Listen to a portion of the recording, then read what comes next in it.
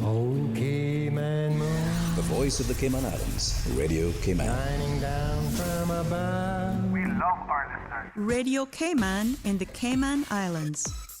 For the Record is brought to you by Vamped Motors, the only authorized Ford and Toyota dealership serving the Cayman Islands. Cayman Pharmacy Group, with a location in West Bay and professional pharmacy at CTMH Doctors Hospital. The Cayman Pharmacy Group has a location for you just around the corner. Seaboard Marine, with over 35 shipping ports, find your shipping solution by calling 949-4977 or visit seaboardmarine.com for competitive rates. Rotary Central, for more than 110 years, Rotary members have used their passion, energy, and intelligence to take action on sustainable projects. Fidelity Bank, for all your banking needs, visit fidelitygroup.com. Fidelity, we're good for you. And Roper's Janitorial, complete janitorial service for commercial, industrial, and residential. They get the job done right every time. This is For the Record with Orrett Connor. Coming to you live from Radio Cayman Studio. For the record. For the record. For the record. Hear from your government officials, independents, and the opposition on issues that matter to you. For the record. Engage in an open dialogue between residents and lawmakers. For the record. For the record. For the record. Informative, impartial, insightful. This is your talk show. 1-800-534-8255. Your calls, your input. This is For the Record. And now, your host, Orrett Connor. Good morning and welcome to For the Record. Today is Friday, the 27th day of September 2019. I trust that everyone had a peaceful, restful, enjoyable evening and that you're all raring to go today, being Friday, the last work day for some people in the Cayman Islands. For those of you who are on the roads of the Cayman Islands, again, we urge you to please ensure that you observe the rules of the road. Remember, the life that you save may be your own. If you're a cyclist, if you're a pedestrian, if you're operating any type of motorized vehicle on the roads of the Cayman Islands as well. For those of you who have lost loved ones over the past few days or weeks, again, we extend our sincere condolences to you, and we hope and trust that your faith will help to carry you through these very challenging times. For those of you who celebrating a birthday today, we want to wish you a happy birthday. If you celebrated one in the past few days, we want to wish you a belated happy birthday. And if you're celebrating one over the weekend, again, we want to wish you a happy birthday when it comes as well. Folks, I want to thank you for allowing Radio Cayman, and by extension, For the Record, into your homes, into your vehicles, as you traverse the very busy roads of the Cayman Islands, into your places of work, whether it be an office cubicle or if you're working in the outdoors. As you know, For the Record is a show produced by the staff and management of Radio Cayman, and it is geared towards keeping you abreast of issues as they arise and play out on the local, regional, and international scene. I am your host, Orrett Connor, and you're welcome to join me every Monday, Wednesday, and Friday from 7:30 a.m. until 10 a.m. Our phone lines are always open. There's always someone there waiting to take your calls. Again, this morning, that beautiful radio voice of Miss Susan Watson. You can call us on our toll-free number provided courtesy of Flow. That toll-free number is 1-800-534-8255. You can also call us on 949-8037 and 949-6990. Email us at fortherecord. That is one word, fortherecord, at candw.ky. WhatsApp us on 925-3261. And you can follow us on YouTube simply by subscribing to Radio Cayman live stream. This morning, again, it is my pleasure to have in the studio with me Ms. Theresa Pitcairn, Dr. Steve McPhail, and we also will be joined by the Honorable Mary Lawrence, former Speaker of our Legislative Assembly as well. So, without any further ado, I want to say good morning to my panelists. Ms. T, good morning. Welcome back to For the Record. Morning. And say a few words as well. Yes, so thank you very much, OC, for having Dr. McPhail and I this morning. And I'd like to thank the listeners to giving sharing their time with us in the morning as they traverse on the road to work. whether the listeners are on island or in the diaspora somewhere. Now, I know that we hadn't really discussed some of the matters that we would consider today, but one of the things I'd like to continue on was the whole role of women. When I was before I came in this morning, I was just starstruck by Nancy Pelosi with her discussion with Joe and Mika on the Morning Joe show.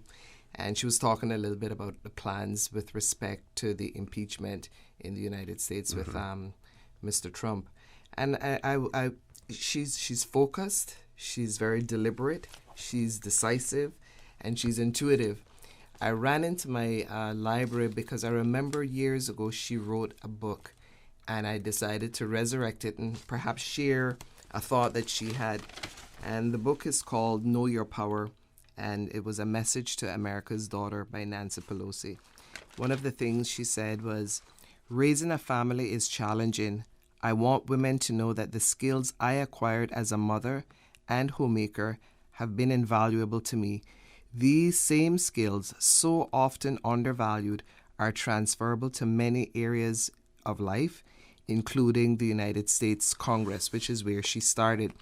And another famous lady that I have a tremendous respect for is Dee Dee Myers. And she said, when a man gets up to speak, people listen to him and then look. When a woman gets up to speak, people look. And if they like what they see, then they listen. So you see, the standards, we still need to go a bit of a ways with the standards between gender and our credibility. So I just wanted to share those two thoughts to open our dialogue this morning. Thank you very much for that, Doc. Good morning. Welcome. Thank you, Mr. For the record, and thank you for asking, and good morning to my colleague Teresa Pitcairn, and thank you for all of the to all of your listeners in locally and in diaspora for tuning in every three days a week to you and on your show. I'm always happy to come on. A couple of days ago, when I left the show, somebody in fact called me and asked me, why do I continue on the show when I'm saying things when there's no action, when they say that what we say on the show, my words on the show, but my colleague words on the show means nothing much, and we don't get any results, especially when I'm talking about the parts of the Constitution that the government ignores. But I would just like to make a statement this morning about that because I think it's very, very important. So I want to say, and I said this before, so I'm not saying anything new. I'm saying my education. What I seek to debate is the uncomfortable, painful truth about our society. That's why I'm here. I'm certainly and profoundly not interested in demagoguery. And I'm aware that what I say is taken to be provocative. So I am not looking for any, nor expecting any applause or comforting remarks. I'm not looking for any applause or any comforting remarks. And I want to say that personal aspirations will not solve the social and the psychological realities that we face. Political morphine only eases the pain temporarily, like alcohol and other opiates. The educated solution is the effective pathway to an effective solutions to the chronic problems that we have accumulated through a false sense of realities, and that more is better than enough. So I come to the show because I love my country, and it's not for any personal aspirations that I have. I have no personal aspirations, and I'm not looking forward to any expectations or any applause or any comforting rumors. So the reason why I'm here with you and my colleague is to, as my friend Dr. Roy Borden says, to inculcate into the Caymanian people the truth about their society and where they live and how they are going to be and how they are going to cope with this rising expectations that they have for the next 50 years. That's why I'm here. I'm not here for anything else. Exactly. I have no political ambitions and whatsoever. and the more often you say things, the better it's going to resonate with people. And if you keep saying it over and over and over again, after a while, it starts to get traction. So, while some people may think that you're talking and not getting results, it has its incremental effect on people. And it's surprising, since this show has been on the air, how many people have become so much more aware of what's going on around them and starting to understand it and starting to question it as well. So while people may not necessarily see those tangible results immediately, it is having an effect. I think it's a good time for us to take a commercial break. Folks, please stay tuned for the record. We'll be back shortly. Cayman's tourism market is thriving, and the fastest growing segment is vacation home rentals. As a vacation homeowner, Beach Living can help you maximize your share. Beach Living provides a range of management services, multi-channel marketing, guest liaison, check-in, check-out, staging and photography, professional cleaning and maintenance, accounting and tax submissions. Save time and maximize your vacation rental revenue. Call Beach Living on 623-0059 or visit beachlivingci.com. The Cayman Islands boasts of a long, colorful, and rich history. In tribute to our roots, Radio Cayman, the voice of the Cayman Islands, is pleased to bring you the historical vignette series, sponsored by Cayman National Bank. Visit Cayman National Bank today for all of your financial needs. The Cayman Islands, he hath founded it upon the seas. Along with emancipation, the 1830s brought forth two other key institutions to the Cayman Islands: churches and schools. The first clergyman in the Cayman Islands was Reverend Thomas Sharp, who arrived in December 1831, coincidentally the same month as the new legislature convened. The arrival of Reverend Sharp was in response to the desire by Caymanians for a resident minister and was part of the expansion of the Church of England following the appointment of Jamaica's first bishop, Christopher Lipscomb, in 1824. Reverend Sharp held his first service on Christmas Day, 1831. Although he made good progress, relations were not always great, and Bishop Lipscomb would later learn that the assembly had not been forthcoming towards the stipend to which they had previously promised. Reverend Sharp would resign in 1834 to take up a new position at a church in Westmoreland, Jamaica, and was replaced by Reverend David Wilson in 1836. Radio Cayman's historical facts vignettes are proudly brought to you by Cayman National, with branches on all 3 Cayman Islands. Visit Cayman National Bank today for all of your financial needs. The dreams of tomorrow stem from the seeds we sow today, whether purchasing your first parcel of land or planning for your future home. These dreams are more than possible with Cayman National by your side. Now offering 100% financing on land loans and home mortgages with only 5% down, up to 35 years or to retirement age. No commitment fee. For more information, contact a personal banker today at personal.banking@caymannational.com or call 949-4655. Plant the seeds of your future today with Cayman National. Terms and conditions apply, and the offer ends September 30th. Cayman National is pleased to advise that they will have a lending officer at their Cayman Bay locations Mondays from 9 a.m. to 5 p.m. It was a day that changed my life. No words can describe the feelings of seeing my baby boy sick for the first time. The overwhelming feeling of fear to be responsible for his health and happiness became my priority. So I did what any nurturing mother would do when their baby is sick. I took him to get some of the best medicine possible. CTMH Doctors Hospital Pharmacy understands the importance of careful decisions you make every day for your family. Our staff work towards healthcare excellence and providing the most current and up-to-date training with pharmaceutical care, so you can feel confident in knowing that your family is safe with the right medication. At CTMH Doctors Hospital Pharmacy, we take care of your health.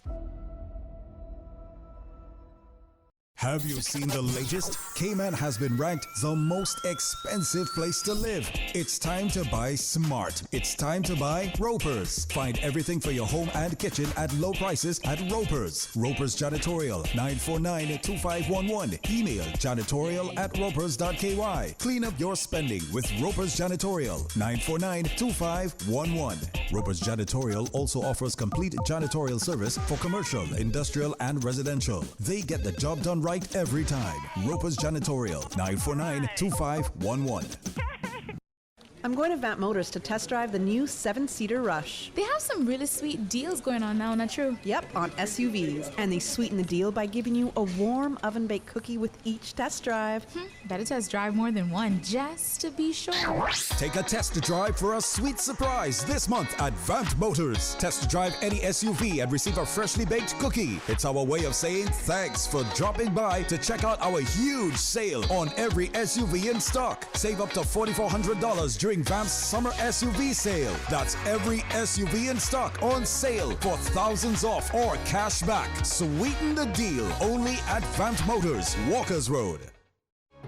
Sometimes having a middleman is not a bad thing, especially when it comes to insurance. Do you know that when it comes to cost, ease, speed, and peace of mind, insurance brokers ranked higher than when customers buy direct?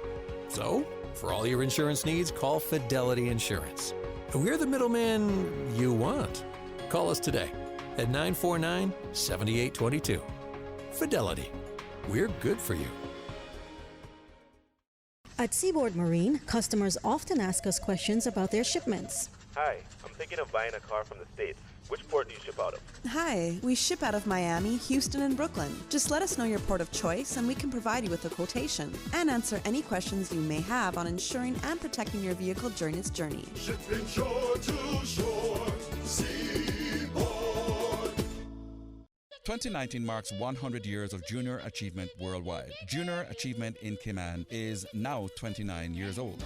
To celebrate and support this milestone, help Junior Achievement Cayman to continue our work, guiding next generation Cayman to new horizons in life and business. Get your ticket and enter to win an exclusive trip Namibia, known as a smile on the face of Africa, offering a unique blend of amazing desert scenes, exquisite wildlife, and fascinating tribal cultures. Get an adventure of a lifetime while supporting Junior Achievement. Purchase your ticket and stand a chance to win an exclusive all-inclusive 16-day tour to Namibia for 2 persons. Namibia can be reached from the Cayman Islands with Delta Airlines flights via Atlanta and Johannesburg. Experience the astounding and desolate dunescapes of South Namibia, the amazing endangered wildlife of the Etosha National Park. Purchase your ticket today. Junior Achievement, another Rotary Central inspiration project. Get your Junior Achievement Namibia Safari tickets on eventpro.ky before the drawing on October the 26th. System 1 loaded. 1-800-534-8255. What is on your mind when it comes to the government, independence, and the opposition? Issues that matter to you. 1-800-534-8255. Waiting to hear from you. For the Record. This is For the Record with Orrett Connor. Good morning and welcome back to For the Record. In the studio with me, Ms. Teresa Pitcairn, Dr. Steve McField, and we will be joined by the Honorable Mayor Lawrence later on. Ms. Steve, I'm going to throw the mic back over to you. Yeah, so thanks very much. And I'm going to use these 5 minutes that we have just to go over some notes that I made with respect to us as women. I'm not sure if we are aware that a lady by the name of Ethel Cook Borden, an English lady, was one of the first. In fact, she was the first person to challenge whether or not women had the right to sit in office and so on. The governor at the time, Mr. Gerard, thought that it was, her challenge was likely to be unsuccessful, but he was actually pro in inviting and engaging women with having the right to vote. Mm-hmm. What surprised me as we were talking about during the break was the fact that men behaved with a tremendous misogyny where women were concerned. They were even bigoted as well. They knew that women actually raised the kids and were responsible for the families and teaching and so on. And indeed, most of our men could not read and write and would get by, but women were actually educated to the extent that, they were able to read and were involved as teachers. But folks at the time felt that women could not be trusted to get involved with politics. And one of the reasons why they felt that women couldn't get involved with politics is because of the mates that they chose to marry. So there was this level of distrust, even though women were trusted to raise their family, but they weren't trusted, in choosing people that they wanted to get married to. And in fact, that led to one of the first parties that we had, the Vanguard Party. I think Mr. Rose was involved, Steve. Yeah. And again, issues were raised along color lines in terms of inviting women to get involved politically. One of the things that I wanted to mention this morning was the role of how women are socialized, because from the time we give birth to our girls, we tell them that they must put themselves last, they must put community and their families first. And I'm not saying that women should not take care of their families, but the very way in which we're socialized from the time we're little has a way of encouraging the type of outcomes that we have. Women, as I was saying when we raised the issue 2 days ago, women tend to lack a lot of confidence. As Steve was saying during the break, we even have situations now where a lot of our women come home and they have their degrees and are not given employment opportunities. When women speak up about issues in the workplace, when they're given that opportunity, they're perceived as being using that B word, and that they're pushy and that they're unnaturally masculine, and nobody wants to work with them because they raise their voices assertively. Now, when men do that, men are just being confident. And, we have to find ways in which we're going to close that confidence gap between men and women, not only in the workplace, but even at home, because that's the other thing. When we come from a history where women were perceived as property out of that whole Victorian era. And although we're becoming more economically independent, that ideology seems to continue to be prevalent. I see it more so when we have our men marry women from other communities where they don't have that economic security. And you see the kind of situations that is evolving from those relationships. The other thing that I wanted to share was the level of hostility between us as women when one of us wants to run. And, the question is why we've had a number of women get involved with our politics, but I have not seen how they have created, and I know some people may get a little upset with this, but I have not seen ways in which that they have developed a momentum to get more women involved in the political process. It's not a criticism, it's an observation, and there may well be a number of reasons why we haven't seen a groundswell of that. Now, I remember with Miss Edna, when she was alive, I know she brought me into the whole, she introduced me in a significant way to our politics, and her approach was a little different. So I wanted, like I said, to touch on the whole hostility between us as women, the fact that women are different, and our difference does not mean that we can't be responsible for government. Many of the comments that I have seen in the research that I was involved with suggest that women are inferior and we can't trust them to run our business. We can't trust them to run our politics. Yet when men were at sea, it was the women that was in control not only of running the economy but raising the family at the same time. So, yeah. How much does religion play into this? Because when you read the Bible, for instance, you don't see women taking up many significant roles in the Bible in terms of the stories that we get from the Bible. Well, there's some. I mean, also remember who wrote. Men wrote these stories. Yeah. And in circumstances where you have men who are open-minded, you saw more credence being made to given to women that were strong. So, I mean, that has its own slant as well. Yeah, and you see, it comes from the old. It comes from the Old Testament all the way down, that men are really the masters of the women, and the husband, for all intents and purposes, is the woman's master, and that is why men could beat, rape, plunder women, because she owed complete obedience to him. That's the whole thing. I remember when I was growing up, and I didn't understand it then, why people like Miss Doris Levy and Martha Sanders and all those women had such a hard time when they were fighting for their properties, to keep their properties, and we used to make fun of them, and another one called Miss Effie, I think, from Baden Town, people, and so today what I say it is the politics of gender.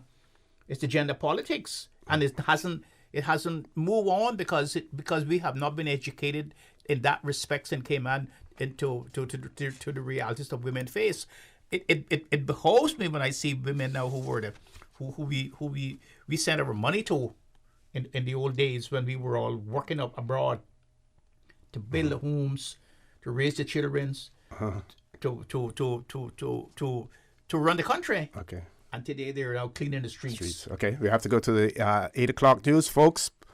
Top of the hour, 8 o'clock news. When we return, the conversation will continue with Dr. Steve Macfield and Ms. Teresa Pitcairn. Thank you, Mr. Connor. And studio time now by Price Right is a minute after 8. Price Right is Grand Cayman's warehouse shopping superstore, making your dollar go further with huge savings and no membership fees. Get more of the things you use every day at the right price. But it's not just grocery and health and beauty. Price Right has a full range of products from office to automotive, patio furnishings to kitchen appliances, and even electronics. And since warehouse prices mean savings for you, everything is priced right at Price Right, Grand Cayman's warehouse shopping superstore. The 8 a.m. news is brought to you by Sagicor. Let us put a smile on your face. Call 949-8211. Access and information. Your community. News and information. Radio Cayman is your choice, your voice for today's biggest news. Radio Cayman.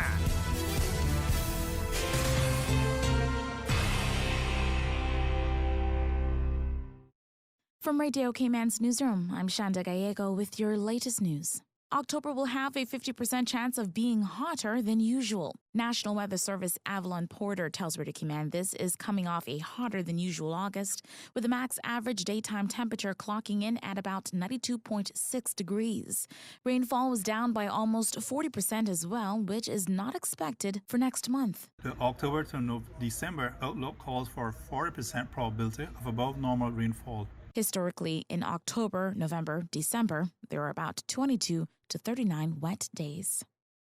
In the aftermath of Hurricane Dorian on Abaco and Grand Bahama Islands, the two islands in the Bahamas hardest hit, a team of 6 registered nurses from the Cayman Islands Health Services Authority and Health City Cayman Islands have joined disaster relief efforts in the Bahamas.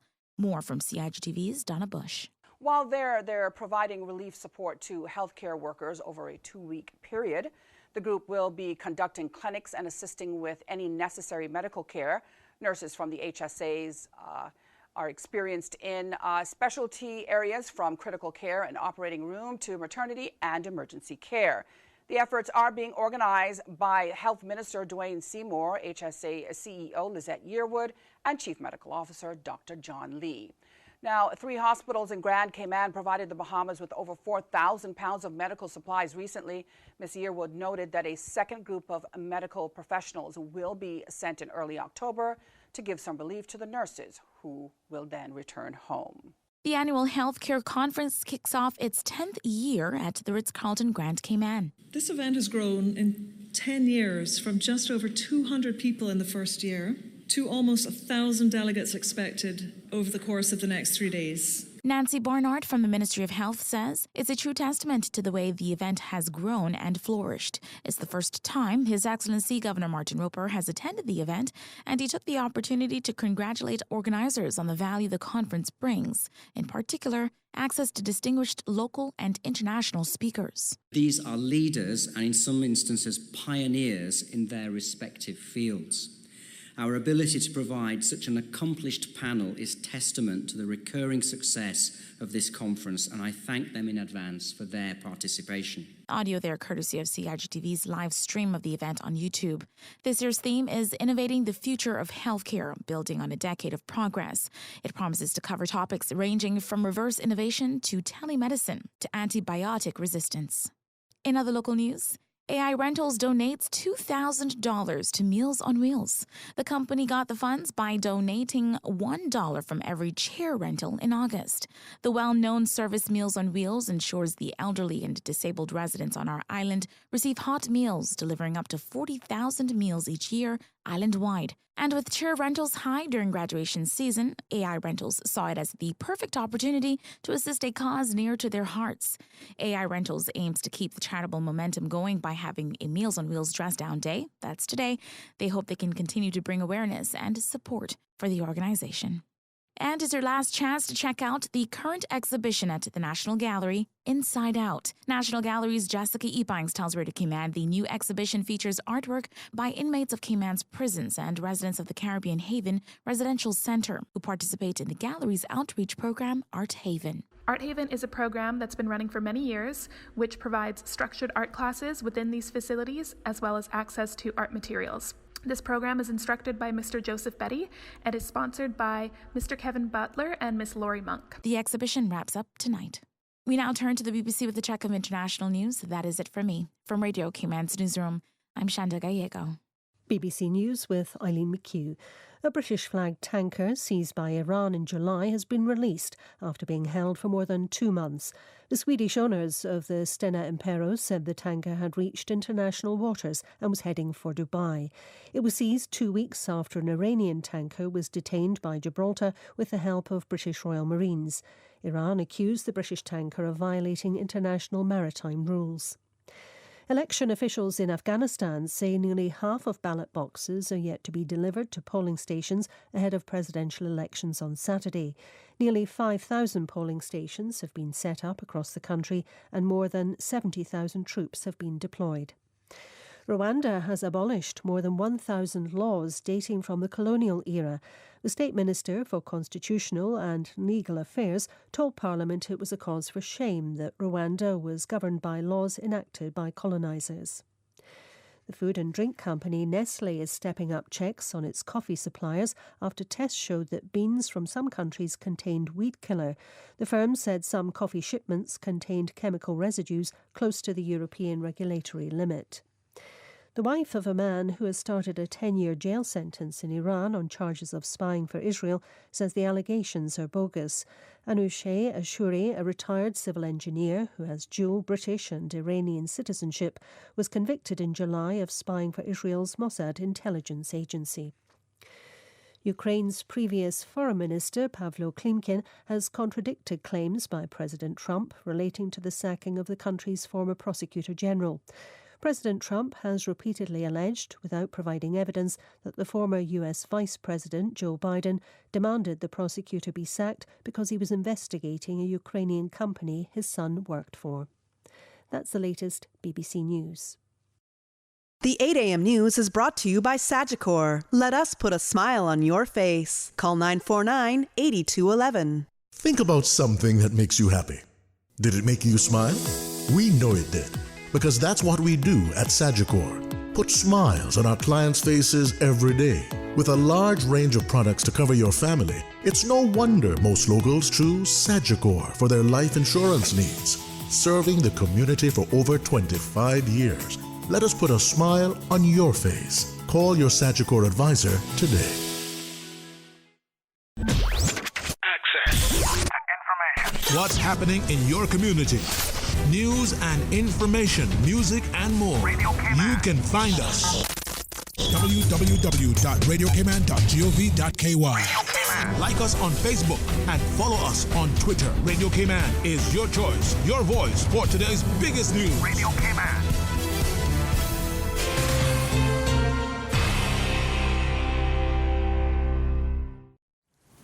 Sewerage customers may consider installing a sewage backflow prevention device. These devices are designed to allow the sewage to flow in one direction only, away from the property.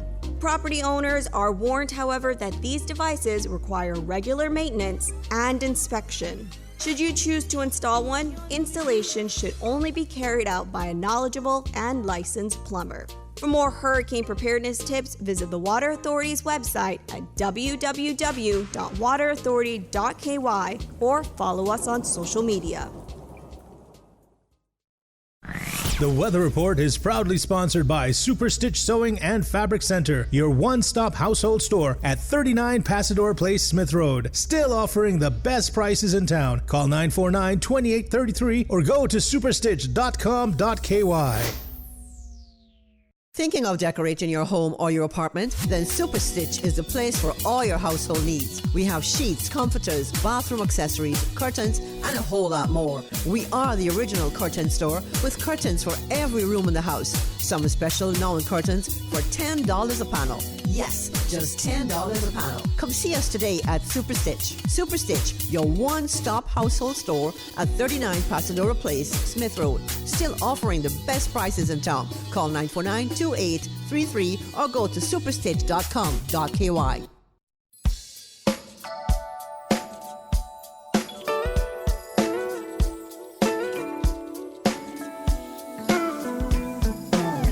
A pleasant good morning. Let's take a look at the latest weather report. Current temperature is 83 degrees. Relative humidity is 89%. Barometric pressure 29.85 inches and rising. The wind is southeast at 2 knots. Overnight low temperature was 80 degrees. Synopsis indicate a broad area of low pressure across Western Caribbean will continue to support light winds and seas across the Cayman area for the next 24 hours. Additionally, a surface trough over the Western Caribbean is expected to begin to retrogress towards the northwest, supporting an increase in showers and thunder across the Cayman area from tonight. Radar images show scattered showers mainly south of the Cayman Islands and are moving towards the north-northwest. The National Hurricane Center in Miami, Florida is issuing advisories on Tropical Storm Karen and Hurricane Lorenzo. Tropical Storm Karen was located near 28.3 north, 61.2 west. It's about 350 miles southeast of Bermuda and moving northeast at 8 miles per hour with maximum sustained winds of 40 miles per hour. Hurricane Lorenzo was located at last check 18.6 north, 42.1 west. It's about 1,620 miles southwest of the Azores and moving north-northwest at 14 miles per hour with maximum sustained winds of 145 miles per hour. The system posed no threat to the Cayman Islands. Now the forecast for the Cayman Islands for today and tonight calling for partly cloudy skies with a 40% chance of showers, and temperatures will be in the upper 80s today and will fall to the upper 70s tonight. Winds will be east to southeast at 5 to 10 knots and seas will be slight with wave heights of 1 to 3 feet. High tide will occur this morning at 8:17 in just a few minutes. Low tide this afternoon at 2:29 and a high tide again tonight at 8:31. The sun will set this evening at 6:16 and will rise tomorrow morning at 6:16. And the outlook is calling for the interaction of the surface trough and upper level systems will support continued cloudiness, showers and some thunder across the Cayman area through Sunday. That's the very latest on your weather report. Super Stitch Sewing and Fabric Center was the proud sponsor of the Weather Report, your one-stop shop for all of your household items, craft items, jewelry, beads, and decorations, and much more. Call Super Stitch at 949-2833 or email customer care at superstitch.com.ky.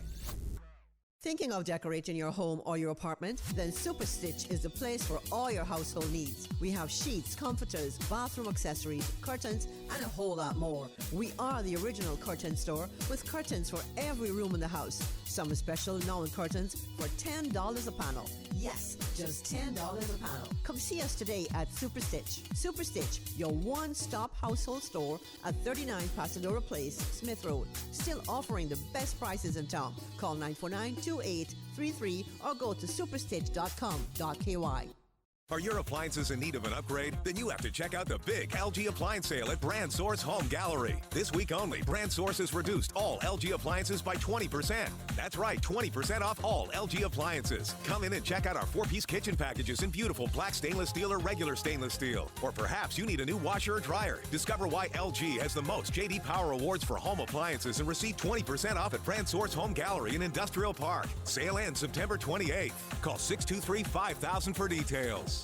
Aw, look at you, killing it at this parenting thing. Ever had a moment where you had a horrible day at work and you overindulged with alcohol? Or when you spoke out loud about how badly you needed a drink, not realizing your child was in the back seat? Parents, you have a significant influence in your children's decision to experiment with alcohol and other drugs. Let's reduce underage drinking and substance use amongst our youth. It starts with one conversation. This message is brought to you by the National Drug Council and Radio Cayman. For more information, log on to ndc.ky.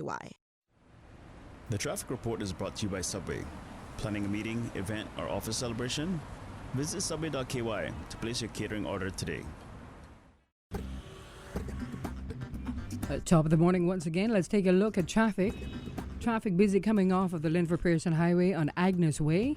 Slow-moving traffic on Crew Road. And traffic bumper-to-bumper on the Linford-Pearson Highway. A lot of patient need this morning as you're heading down to Georgetown. On Shamrock Road, traffic is moderate at the moment. Light traffic coming from the Westway 4-way stop. And no issues on Northern Roberts Drive as traffic is flowing pretty good. Moderate flow of traffic on Godfrey Nixon Way and Easton Avenue. And in and out of Georgetown on Shedden Road, things not looking too bad as traffic flowing nicely.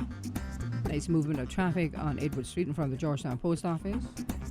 And moderate flow of traffic on North Sound Road. That's the very latest on your traffic. Join us again at about 10 minutes after 12. We'll update you traffic-wise. Remember, click it or ticket. Your choice. Buckle up.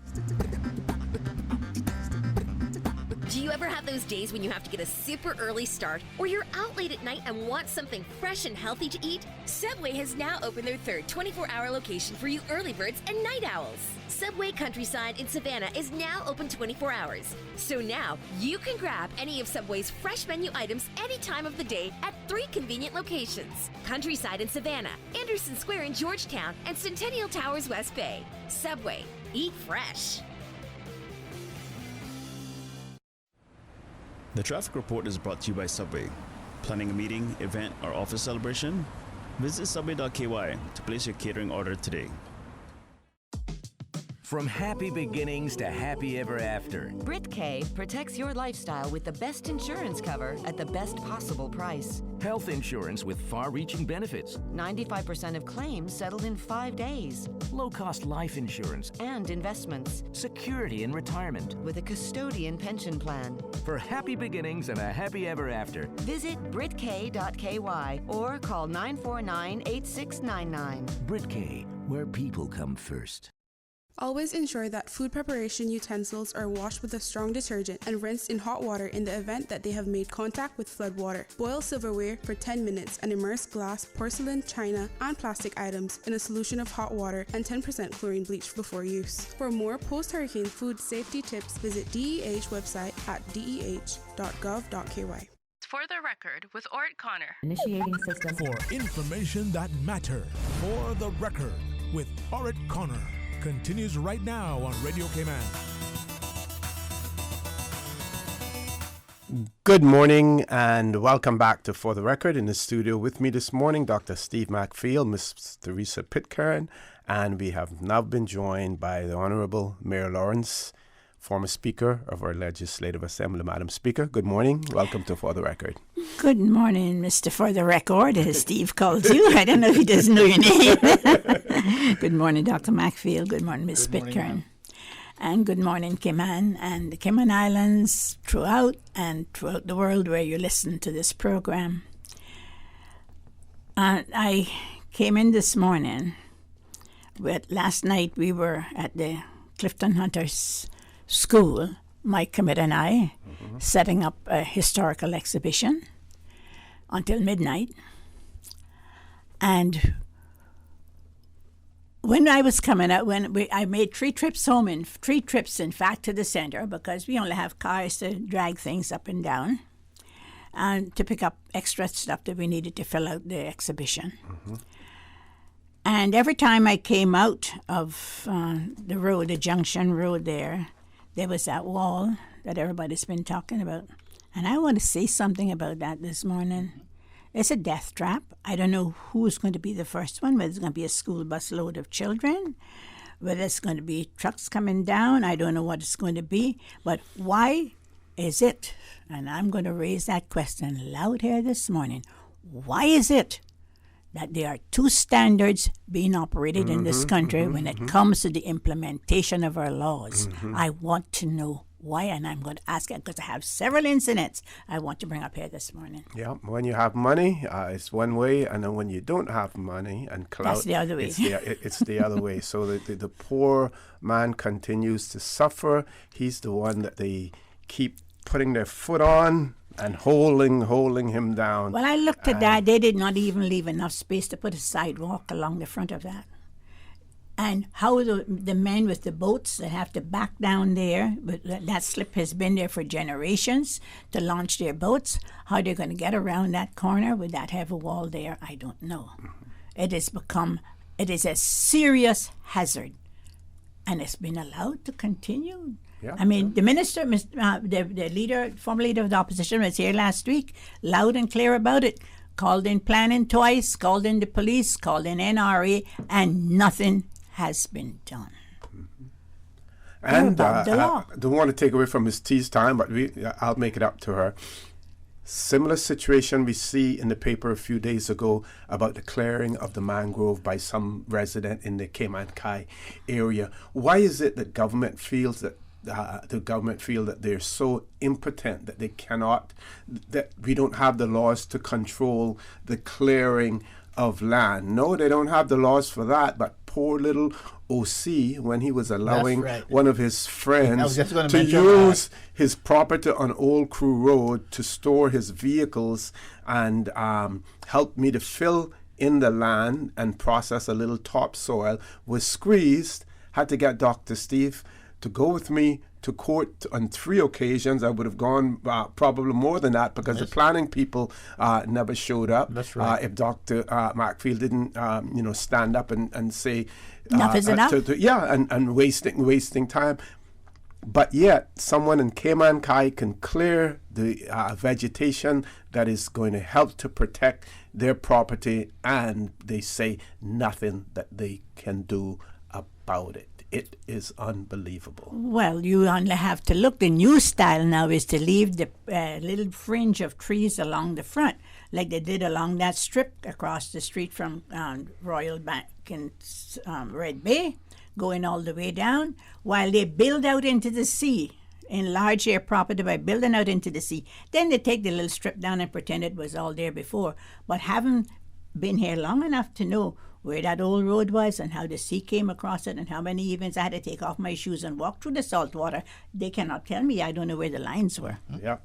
Okay, Miss T, we will. I will cede you back your time. Maxine, I was listening to her. I haven't finished. I got some more. I'm going to go on this. This isn't enough. Is enough. This was just but when O.C. raised the point about how women are perceived in the Bible. Yes. And as he was speaking, I made some notes because what came to mind are women like Sarah, the wife of Abraham, Rebecca, the wife of Isaac, who gave birth to Jacob, Rachel, the wife of Jacob, gave birth to Joseph. So it's as if our biology is our destiny. And then, so we're perceived as important because we give birth to these famous folks. And then I thought of women like Jezebel and Delilah, who were described as morally corrupt, who were described as liars and so on. And then you compare them to David, who had this affair with Bathsheba, sent her husband Uriah to the forefront in the war to get killed. And, he lied like crazy as well. But again, talking about who write our stories and the importance and the importance of who write our stories, including us here in Cayman, with some of the things that I disagree with certain things that I've said about us in our history. But I want to dovetail this thought to a question that I posed to Dr. Macfield in the context of race in our community. And I know this is something that we shy away from. People don't like discussing our history with slaves, and it wasn't quite the way it was in other communities. But I then thought, when I thought of our biology as our destiny, when women who were Cayman, and I say Cayman white, were going through childbirth, and we had Jamaican men who were doctors, who were men of color, what happened in those circumstances? How did the husbands feel about exposing their wives to men of color, having the profession, who are professionals, to manage that, what could have been a sensitive situation given the way race was played out in the community at that time? And I don't know. So I started to ask Dr. McField about it, and giving it over to you now, because I mean, I know it's a little sensitive. It's a little sensitive, but yes. That's what we did. The doctors didn't deliver babies. I had 3 children here. Doctors didn't deliver them. When you went to the hospital, there was a midwife to deliver them. There was only one doctor on the staff, and he was home sleeping. Yes. I mean, the people like Ruth McLaughlin, these women are forgotten in our society and the contribution they made.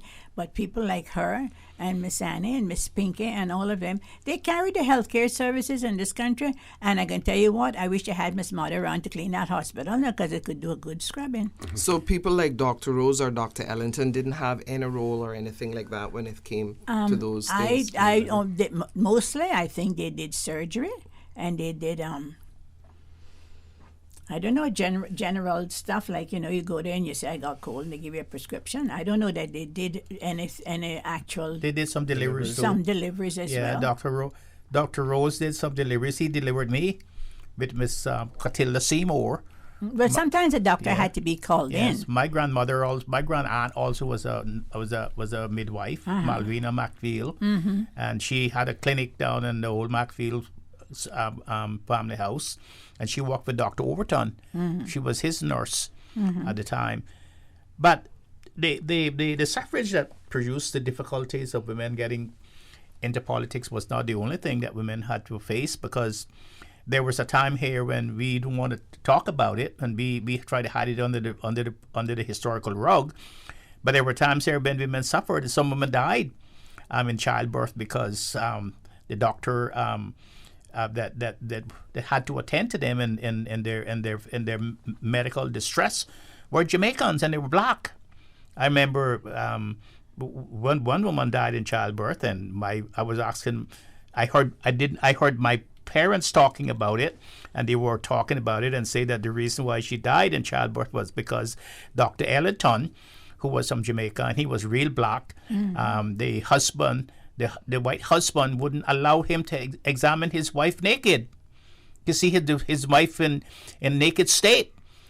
And he made the remark that no black man is going to see his wife top. and as a result, the woman died in childbirth. And this happened a lot. And when you look at the struggles of some of the women and just trying to keep their properties and trying to keep their head above the political fray, I think about Miss Effie from Borden Town, the things that they did to her, and the problems that she had in the land cases. Sometimes the whole Grand Court was taken up by her, the whole session. And Martha Sanders also was another woman, and Miss Doris Levy, and all those women men were scared of them. I remember they had a charge of her about obia and all that sort of stuff. And so women has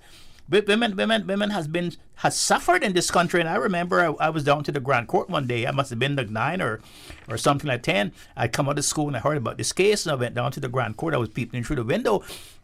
And I remember that Sergeant Nixon come and say, "Oh boy, get out of here! The gap seating.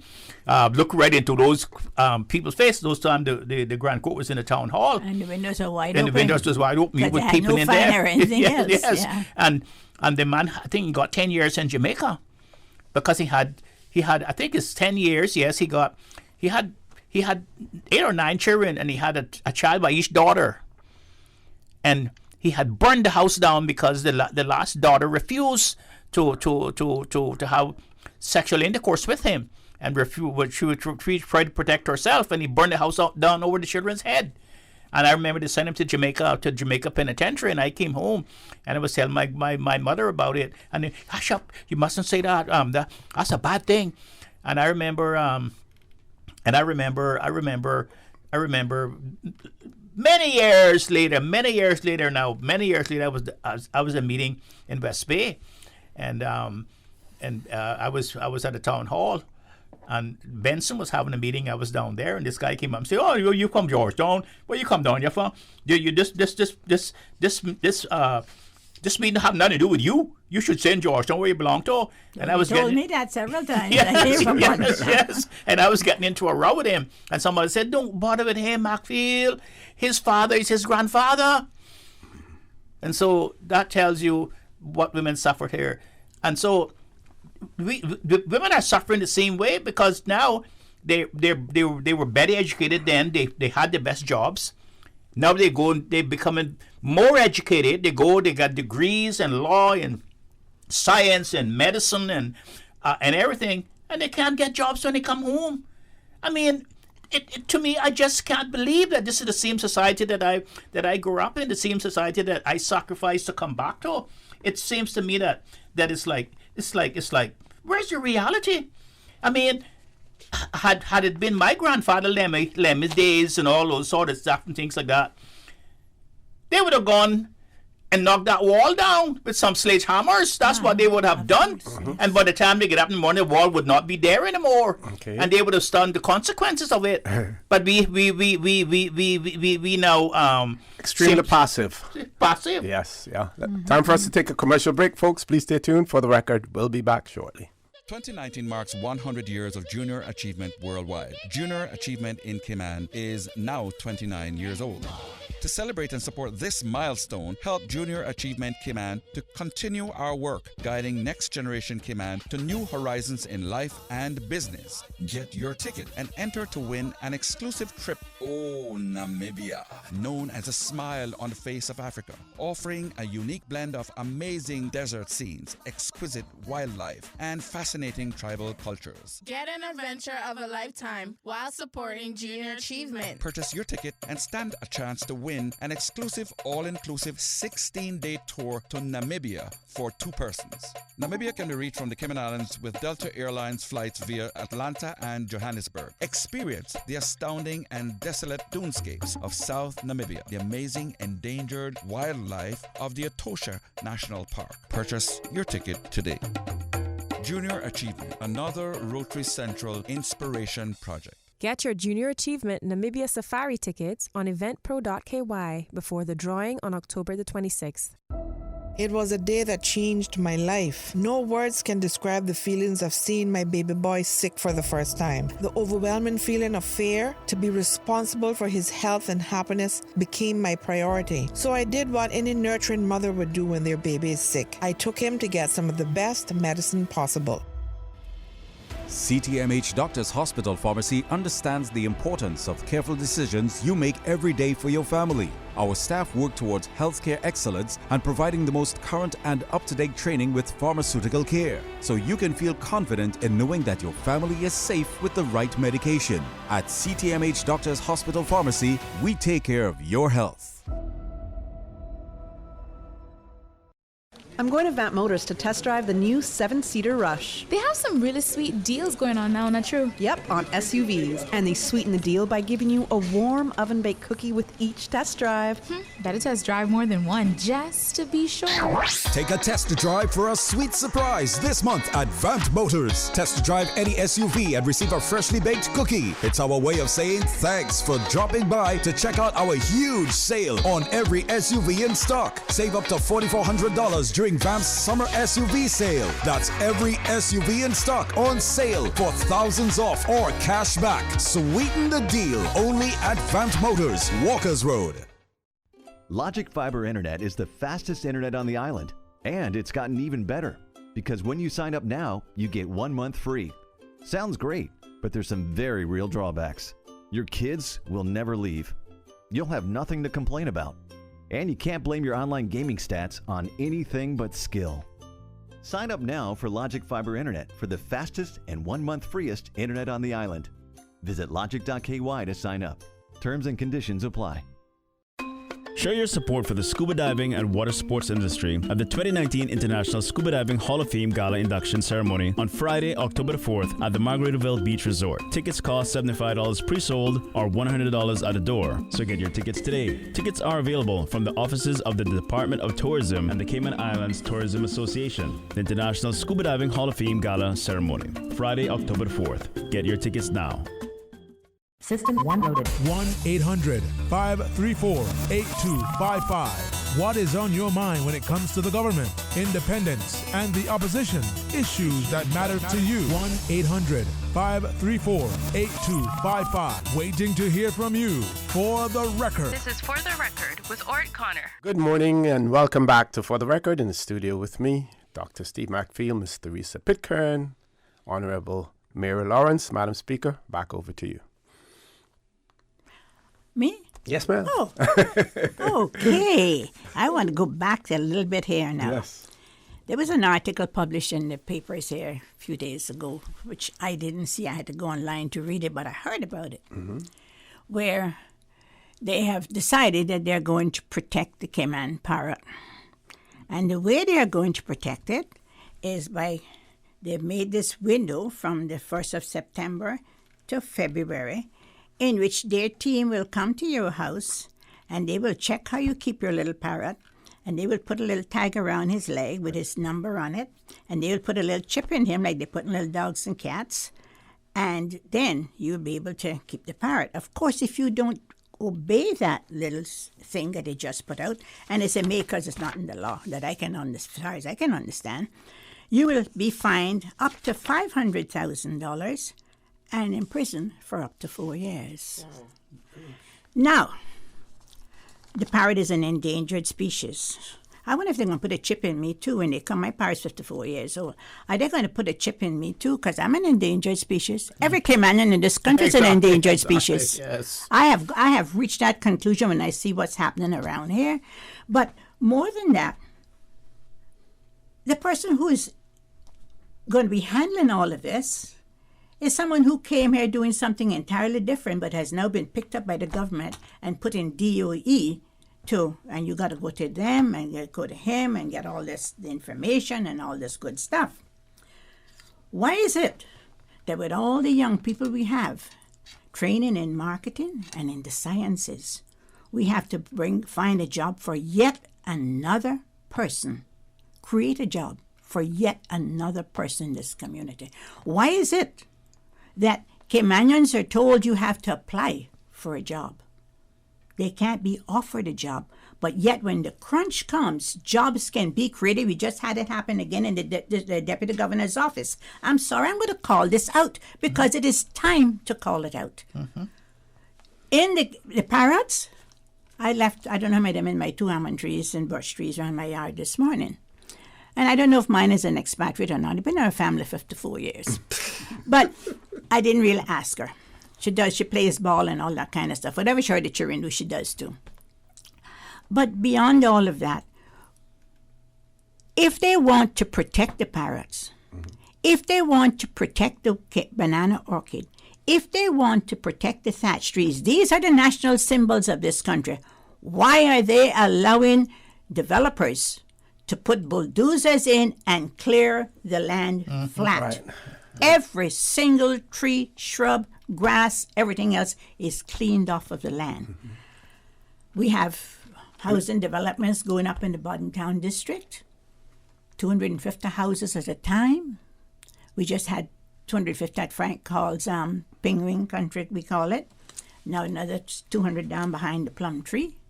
He's a developer that has come here. He's making a lot of money building and selling houses. But there's not even one little area left. The houses are cheek by jowl where a child can play. Or there's a few trees, big trees left that people can put a swing under. And what is it? Why is it we are allowing 2 different standards in this country? Why is it when a Caymanian goes to put a wall down, they have to get planning permission and they have to come out and inspect it and tell you can't put it here? The people down the road from us were putting up a wall. They came out there and they said, no, you can't put it there. You got to move it back. You got to have space in front of it for people to walk. This is in a cul-de-sac area. and in the side of the road at one of the most important junctions where the traffic is running 50 miles an hour, we are allowing someone to put a wall, a serious wall, not just a little chain link fence. If somebody hit it, you can put it back. A serious wall with huge, look like they must be like 18-inch pillars, right slam dunk in the side of the road. And we had the minister for the former leader of the opposition here on the show last week. He had called planning twice. He had called the police. He had called NRA. And nobody seems to be able to do anything about it. What happened to the laws of this country? Why is it they're being enforced at two different standards? And it is time for us to ask that question. If they're going to protect the parrots, tell them, I said, to stop those developers from going in there and destroying their natural habitat. And that's they admit that's one of the reasons. That's one of the reasons for it. I had some people visit here from the States. Later, I had a nurse, in fact. I hadn't seen her in 30 years. She came on a cruise ship, and she called from the dock. She had someone called from the dock, and she said she wanted to go to the Botanic Park. That's all they do that's the only place they go when they go on cruises. They go to the botanic parks. And they're experts on raising the palm trees. And she came up, she picked me up, and we went to the botanic park. And she wanted to see the silver thatch tree. Well, they got all kind of trees up there. So I showed it to her, and I explained to her why it is called the silver thatch tree. It is a national tree. And she turned to me and she says, so what are you doing to protect it? I said, nothing that I know of. I said, why? She says, because when I was driving up here, I noticed large tracts of land being cleared. And surely, when I looked down from the plane window on Cayman and I saw the large areas that were being cleared, I wondered how many hundreds and thousands of thatch trees are being destroyed in the process. What are you doing to preserve it? And she told me, you talk about conservation. That's how they started their business. They went to Botanic Park and they gave them a little palm seed and gave them the instructions on how to raise it. She said she took it home and the squirrels ate it the first time, so she had to go back and tell them a squirrel had ate her homework. But they built a business from that. She says, why don't you persuade your agriculture department or your government or some organization in your community to sprout little palm trees. Take them to the schools. Tell the children what they are. Tell them how to grow them. Give them to them. She said, they don't have to put them in the ground if they don't have a yard. They can put them in a pot on their balcony. They can put them in a pot right somewhere close to their little place where they live. But she said at least every child would know what the palm tree looks like, the thatch palm looks like 5 years from now. Because 5 years from now, you're not going to have too many around to look at. Yeah, we have one caller. Let's go to the phone lines. Caller, good morning. Welcome to For the Record. Mr. Moderator, I have an answer to Madam Speaker's question. Good morning, sir. Good morning, sir. Go right ahead. Good morning. The answer lies in two words, greed and corruption. Greed and corruption has become endemic in the Cayman Islands society. And it is going to be the ruination of Cayman as we know it. I would like someone to tell me how in the world the occupants of those 200 houses down by Lower Valley are going to access the main road when they have to come out on the apex of the corner. By the plum tree. Yes. What madness that is going to be. It should never have been allowed to happen, as with many other things in this society. I mean, it is time now for us to push the pause button and really have a reflection on where we are going and who we want to take there.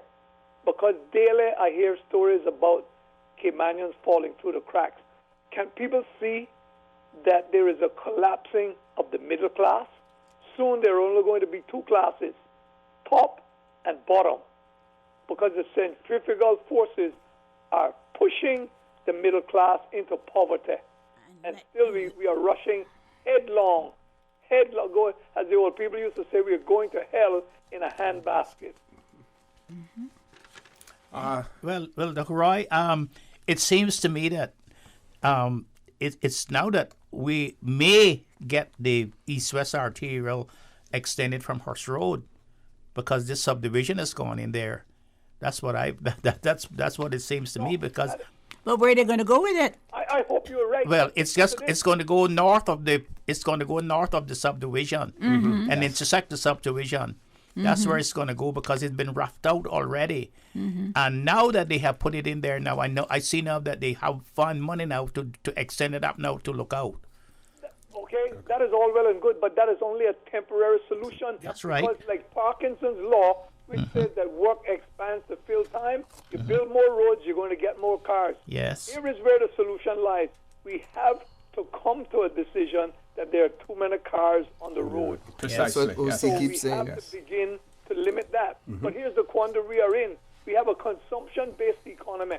So the more cars which are imported means the more money goes into the government coffers by way of import duties. Now, I am saying in a radical departure from the way we are going, it is time to take stock of how we have our system based, and we have to move from something other than a consumption-based tax system. And here is my proposal, ladies and gentlemen.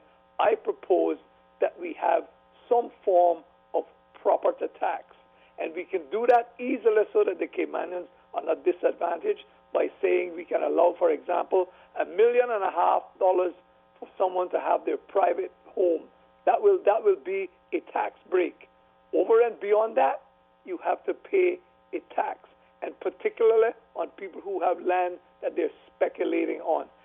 In any case, according to my calculations, Caymanians aren't going to be at a disadvantage because many of them now are limited to home ownership. We don't own the commercial properties anymore. So those are the people that the brunt of the land tax will fall upon. But that is a different solution. It is radical. And if I were a wagering man, I would say no politician is going to do that because they know whom they answer to.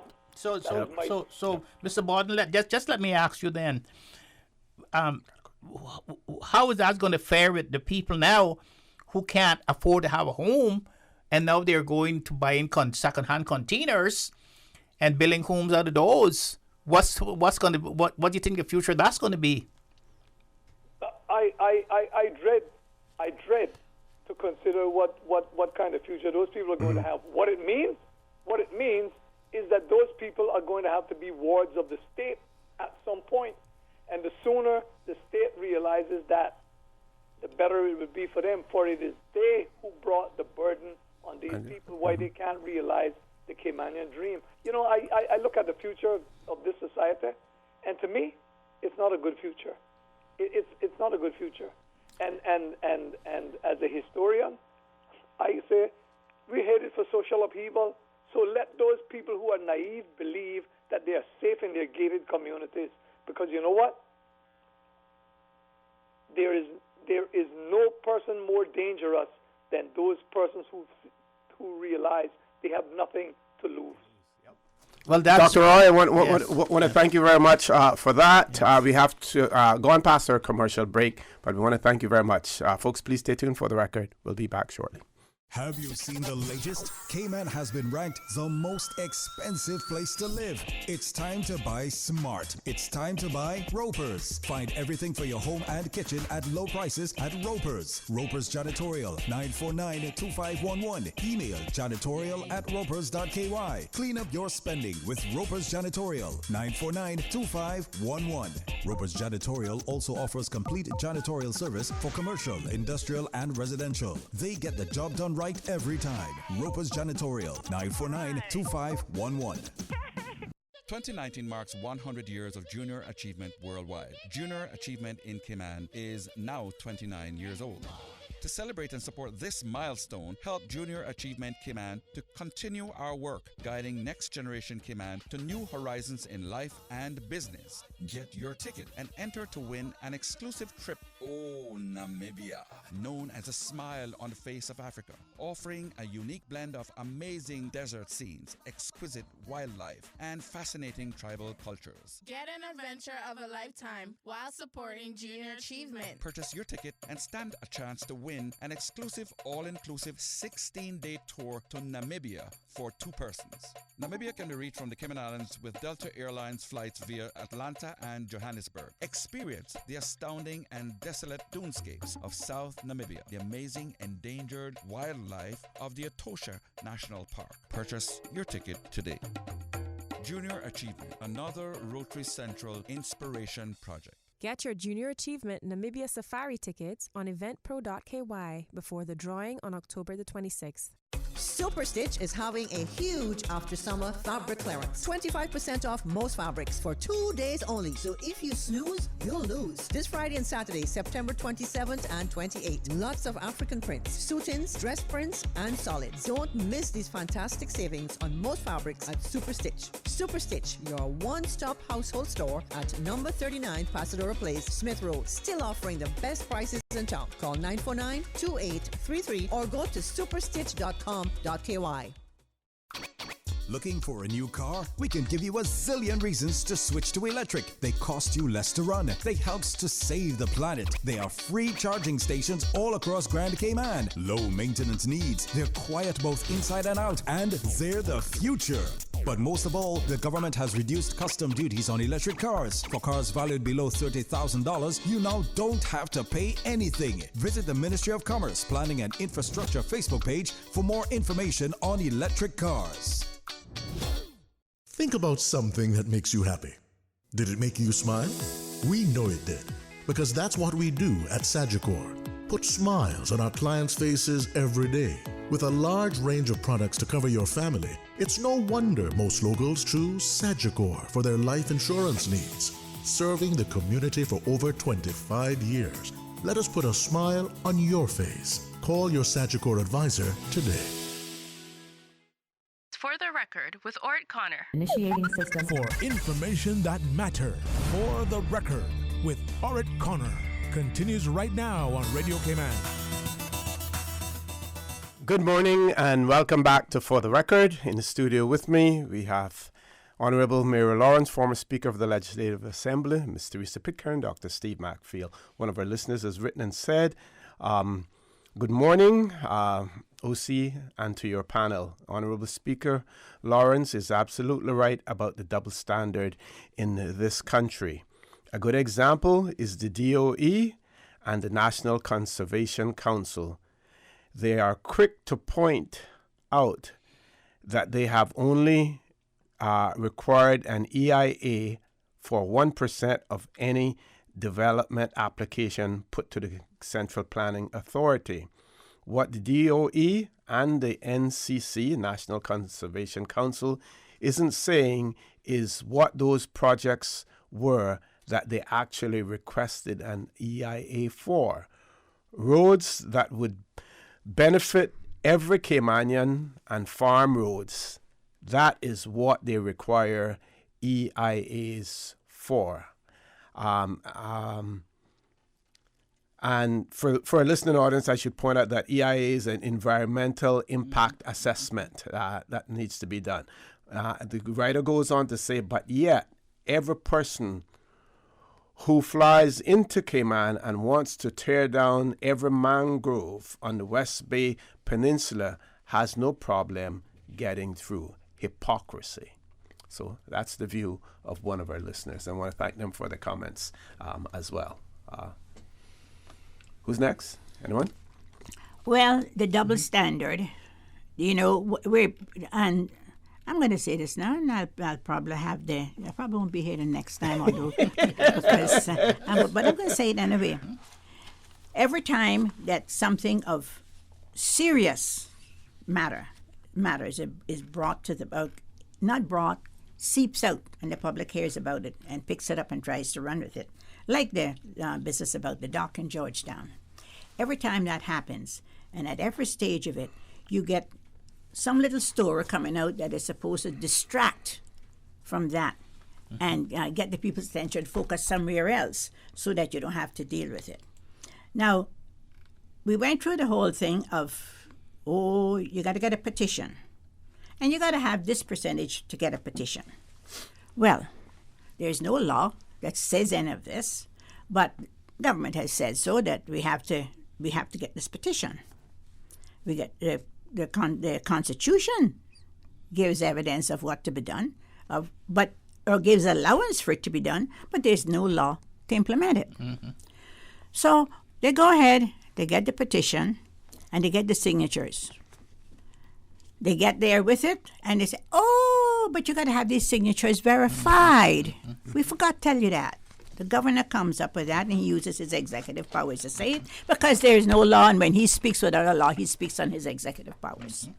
So now we had to have them verified. They were all sitting down praying. They even went around and told people, if your name on, you can take it off, you don't have to leave your name there, you can take it off. All kinds of things. They sent people to people's houses, and they intimidated a lot of people, or tried to intimidate a lot of people.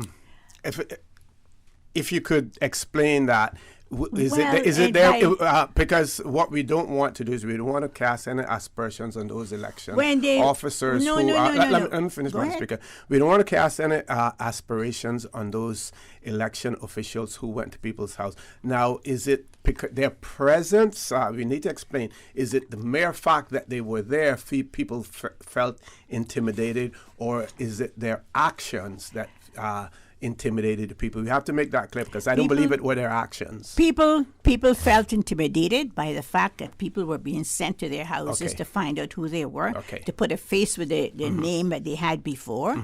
And there were also people who said that they were asked, do you want to take your name off of it, or do you want your name to remain on it? But the Premier said that. The Premier said it publicly that you could do this. Right? Yeah. That you could take your name off of it. But in the end, they got the signatures verified, and now they've taken them back to the government again, and we're waiting on the law. But in the meantime, the government said they had 10, I think it was, applications. They were narrowed down to 3, and then there was a big thing about them being presented to government. And then government announced that they had only gotten 1 application, but they considered that the best application. I don't know how you consider it the best when you didn't measure it against anything else, but they considered that the best application, and they were willing to accept that. And then they came out when they got a lot of pressure and said, well, you see, we're not going to sign it right now. We're going to do it in October. But October is next week, and the House has not met. No draft law has been published, and the House has not met, and there is no date for the House to meet, as far as I know, to consider this law before government puts their signature on this legislation. On this what you call it, that they have this agreement that they have with this company. Meanwhile, as I understand it, the company has already applied to do waterworks in the harbor area.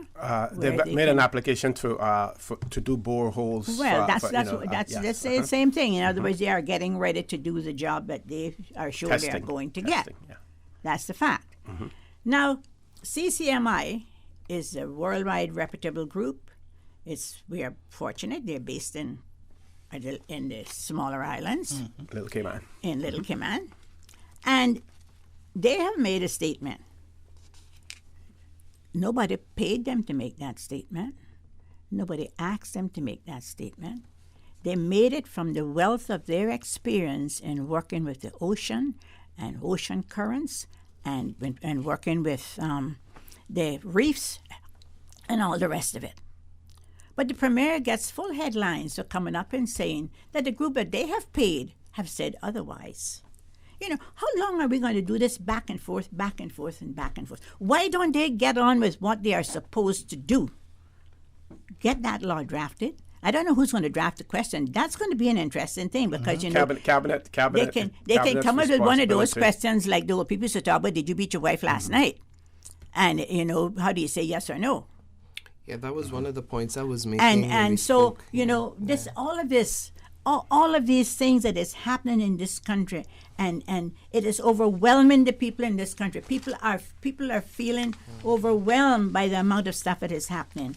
And when I say we are the endangered species, I say that with fear of contradiction. With 140 nationalities in this country, if our government is not going to protect us, if our government is not going to enforce the laws that protect us, then we are seriously endangered. Okay, we've reached top of the hour for the 9 o'clock headline news. But Madam Speaker struck a chord there in relation to information coming out and advice coming out in relation to the port project and the possibilities of this effect or that effect, which is going to take us down the road to talk about a referendum process, because you're going to see information coming out on all sides. And the question is going to be how verifiable that information is, how valid that information is. It's going to come from both sides, pros and cons. We're going to get misinformation from both sides. How will the public be able to deal with that and to discern which is right and which is wrong? Folks, please stay tuned for the record. We'll be back immediately after the 9 o'clock news. Radio K-Man. Radio K-Man's newsroom. These are the biggest stories right now. The Department of Children and Family Services under the Ministry of Community Affairs is gearing up for a busy October with the advent of its observance of Older Persons Month. The theme of this year's appreciation of those aged 65 and older is positive aging, with 29 activities planned across the 3 islands over 22 days. Organizers say it is anticipated that if previous years are anything to go by, many of Cayman's seniors will attend several of the events. In news elsewhere, a British-flagged oil tanker held by Iran since July was released Friday and was heading toward the United Arab Emirates, the company that owns the vessel said. Iran's marine and port authorities said that Stena Impero left Iran Friday morning. Hours earlier, the tanker had begun transmitting its location for the first time in weeks, just outside the Iranian port of Bandar Abbas, where it had been held since its July 19 seizure. The whistleblower whose complaint has led to an impeachment inquiry against U.S. President Donald Trump is a CIA officer, U.S. media report. The unnamed officer once worked at the White House, several U.S. outlets said. The whistleblower says senior White House officials tried to lock down all details of a phone call between Mr. Trump and the Ukrainian president. The complaint released on Thursday says the call transcript was not stored in the usual computer system. Instead, it was stored in a separate system used for classified information. Some premium tea bags might be leaving billions of microscopic plastic particles in your cup, new research suggests. Canadian researchers found that some plastic tea bags shed high levels of microplastics into water. Microplastics have widely been found in the environment, in tap and bottled waters, and in some foods. The World Health Organization says such particles in drinking water do not appear to pose a risk, but the WHO said the findings were based on limited information and it called for greater research on the issue. Those are your latest updates here on Radio Cayman. I'm Shanda Gallego. Radio Cayman, the voice of the Cayman Islands. What's happening in your community? News and information, music and more. You can find us. www.radiocayman.gov.ky. Like us on Facebook and follow us on Twitter. Radio Cayman is your choice, your voice for today's biggest news. Radio Cayman.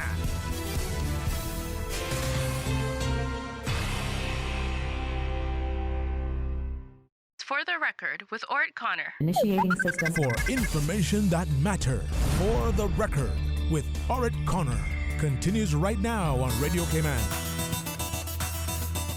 Good morning and welcome back to For the Record. We're having a very lively conversation this morning about various topics, and we're going to continue with our discussion now on the referendum.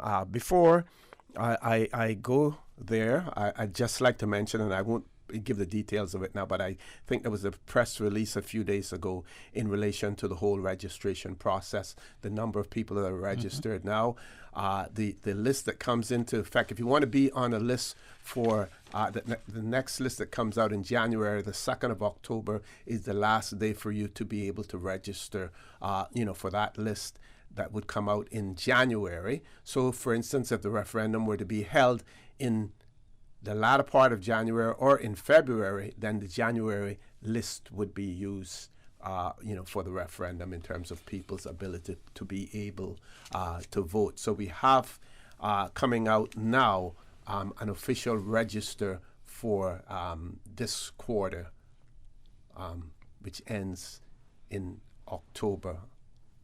And a new list comes out in October as well. We have one caller. Doc, we're going to take this call before you come to you. Caller, good morning. Welcome to For the Record. Good morning, O.C. Good morning. Good morning. And good morning to your distinguished panel. Good morning, Good sir. morning, It's a pleasure sir. to hear some of the enlightening information. However, I want to start by saying my condolences to Ed Taylor, who passed. Secondly, I want to say in this country, we are plagued by so many double standards. First of all, if you're running for a seat in the Legislative Assembly and you have a citizenship of another country, you have to denounce that. However, we have all of these persons from other countries coming into the Cayman Islands, applying for PR, and they have nationalities of 2 and 3 and 4 other different countries. This is reprehensible. And I say that if you're going to apply for Cayman status, then you should be forced to denounce any other allegiance to any other country. Otherwise, your application should be denied. But caller, do you realize that Caymanian status is not a nationality? It is not a nationality. That's right. And the British has a dual nationality after the United States. Go ahead, caller. Was driving on the road, and there is this overloaded truck driving about 20 miles an hour with this big line of traffic behind it. Now, the height of the fill in this truck was piled up like more than 4 feet above the top edge of the truck. This is definitely something that should not happen. Another thing is, today is Friday. Normally, we would have garbage pickup 2 times for the week. It has now gone to 1 time for the week, which was on Wednesdays. Again? Today's Friday. There's garbage all over the place. The chickens are picking up the garbage. The dogs are knocking over the garbage. The garbage trucks are not picking up the garbage. What the hell is going on in this country? We need to hold people accountable for the positions that they hold. If not, then they need to be removed. But at the same time, the people have to be responsible and accountable as well. So if you know that garbage is only picked up 1 time a week, then secure your garbage in such a way that it will be that way. There's a responsibility on both sides in this equation, caller. I think the caller's gone. Doc, any comments on what the caller has said before? No, not really. But just let me say that the cabinet question will be of no significance if we don't have the information, so that the voters can make an informed yes or no. And I've written down things here. I wanted to talk about this a long time ago, and I'm glad Madam Speaker brought it up. I say, what should be made public between the setting of the cabinet question and the vote are these. These are my notes. We should know, we should have details of the scheduled project and the reason for it being scheduled. Number 2, we should be informed, we should have a description of the activities that is proposed to be undertaken and the reasons why it must be undertaken. We should always also have a description of other options that may be available and the reasons why these are not being adopted. In other words, are there any other options, other sites, so forth? We need to know if those were considered, and if they were considered, why they were rejected. We also need to have an assessment of the environmental effects of the proposed projects on the scheduled marine site. That's the Georgetown dock, and the significance of it, the effects of the Caymanian people. That is very crucial. That should be one of the most important things before we even talked about it. This should have been done already. We also have to have a record of the consultation that was undertaken with the Department of Environment and the conversations they had with them, etc. What happened then? What happened to the 2 bodies? And we need to have a description of the measures proposed to be taken to avoid, to remedy any mitigating or any adverse effects from the projects. That's what we need to have. And we need to have all that information so that we can go to the polls and we can say yes or no. Just to have a question struck that says, "Do you agree with the port? Yes or no?" That's not what the question should be all about. But we don't know that is what the question is going to be. We don't know that. No, I am not saying that's what the question is going to be. I am saying that we need to have all of this information. We also need to know how they are going to manage Yes. the imports into this country and cruise tourism during the 4 years they say it's going to take this port to be built. The director of ports has already said that this place at spots, which is a little mud hole, and when it rains and I don't know, so hot you can't stand there when it's not raining, can only accommodate 2 cruise ships at a time. So are we going to scale down cruise tourism for 4 years, or are we going? Where are we going? What is the alternate to bring in? You can't have cruise ships coming in there when they're tugs there digging out, and you can't have traffic coming in there to bring the supplies of this country that keeps this country going, that feeds us, that clothes us, that keeps us going here. But it's not the first time that we have built or expanded our ports. So that's just there was experience in terms of working around not to the extent that this is being done now. Remember when the port was last done was in 1974, and I mean the major portion of it was done then. It's been a little light expansion since, but this is and then we didn't have 10 cruise ships coming here in a day, and we didn't have. But when we did a recent Royal Water terminal there, the volume, but that was to the side too.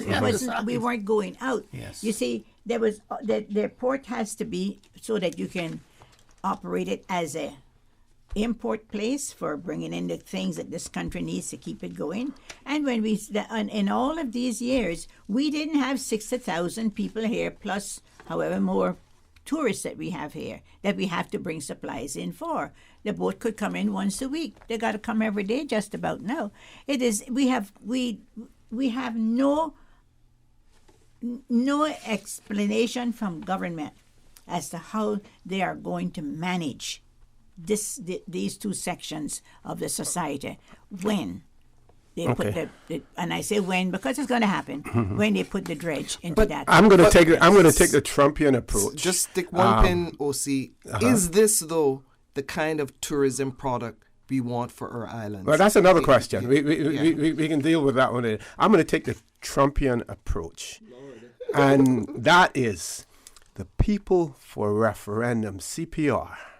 They were the ones who promised people, if you sign this petition for a people-initiated referendum, you will then get all of the information and the answers that you need.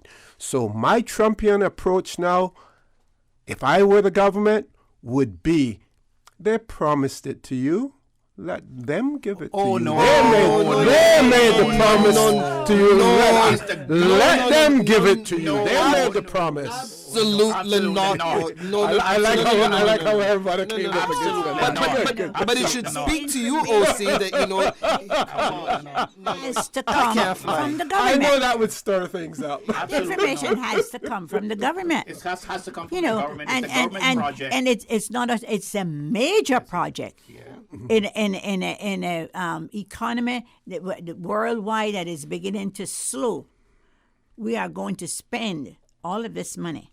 And I'll go back and I'll say it again. The reason they can get away with this is because they do not put the effort into educating the people. And I don't just mean in the classroom, I mean the Caymanian public. They do not make an effort to educate the Caymanian public in the doings and the dealings of government. My worry is the cost, the dollars and cents. Well, of course. The real cost. We're going to be jammed like we were in 2013.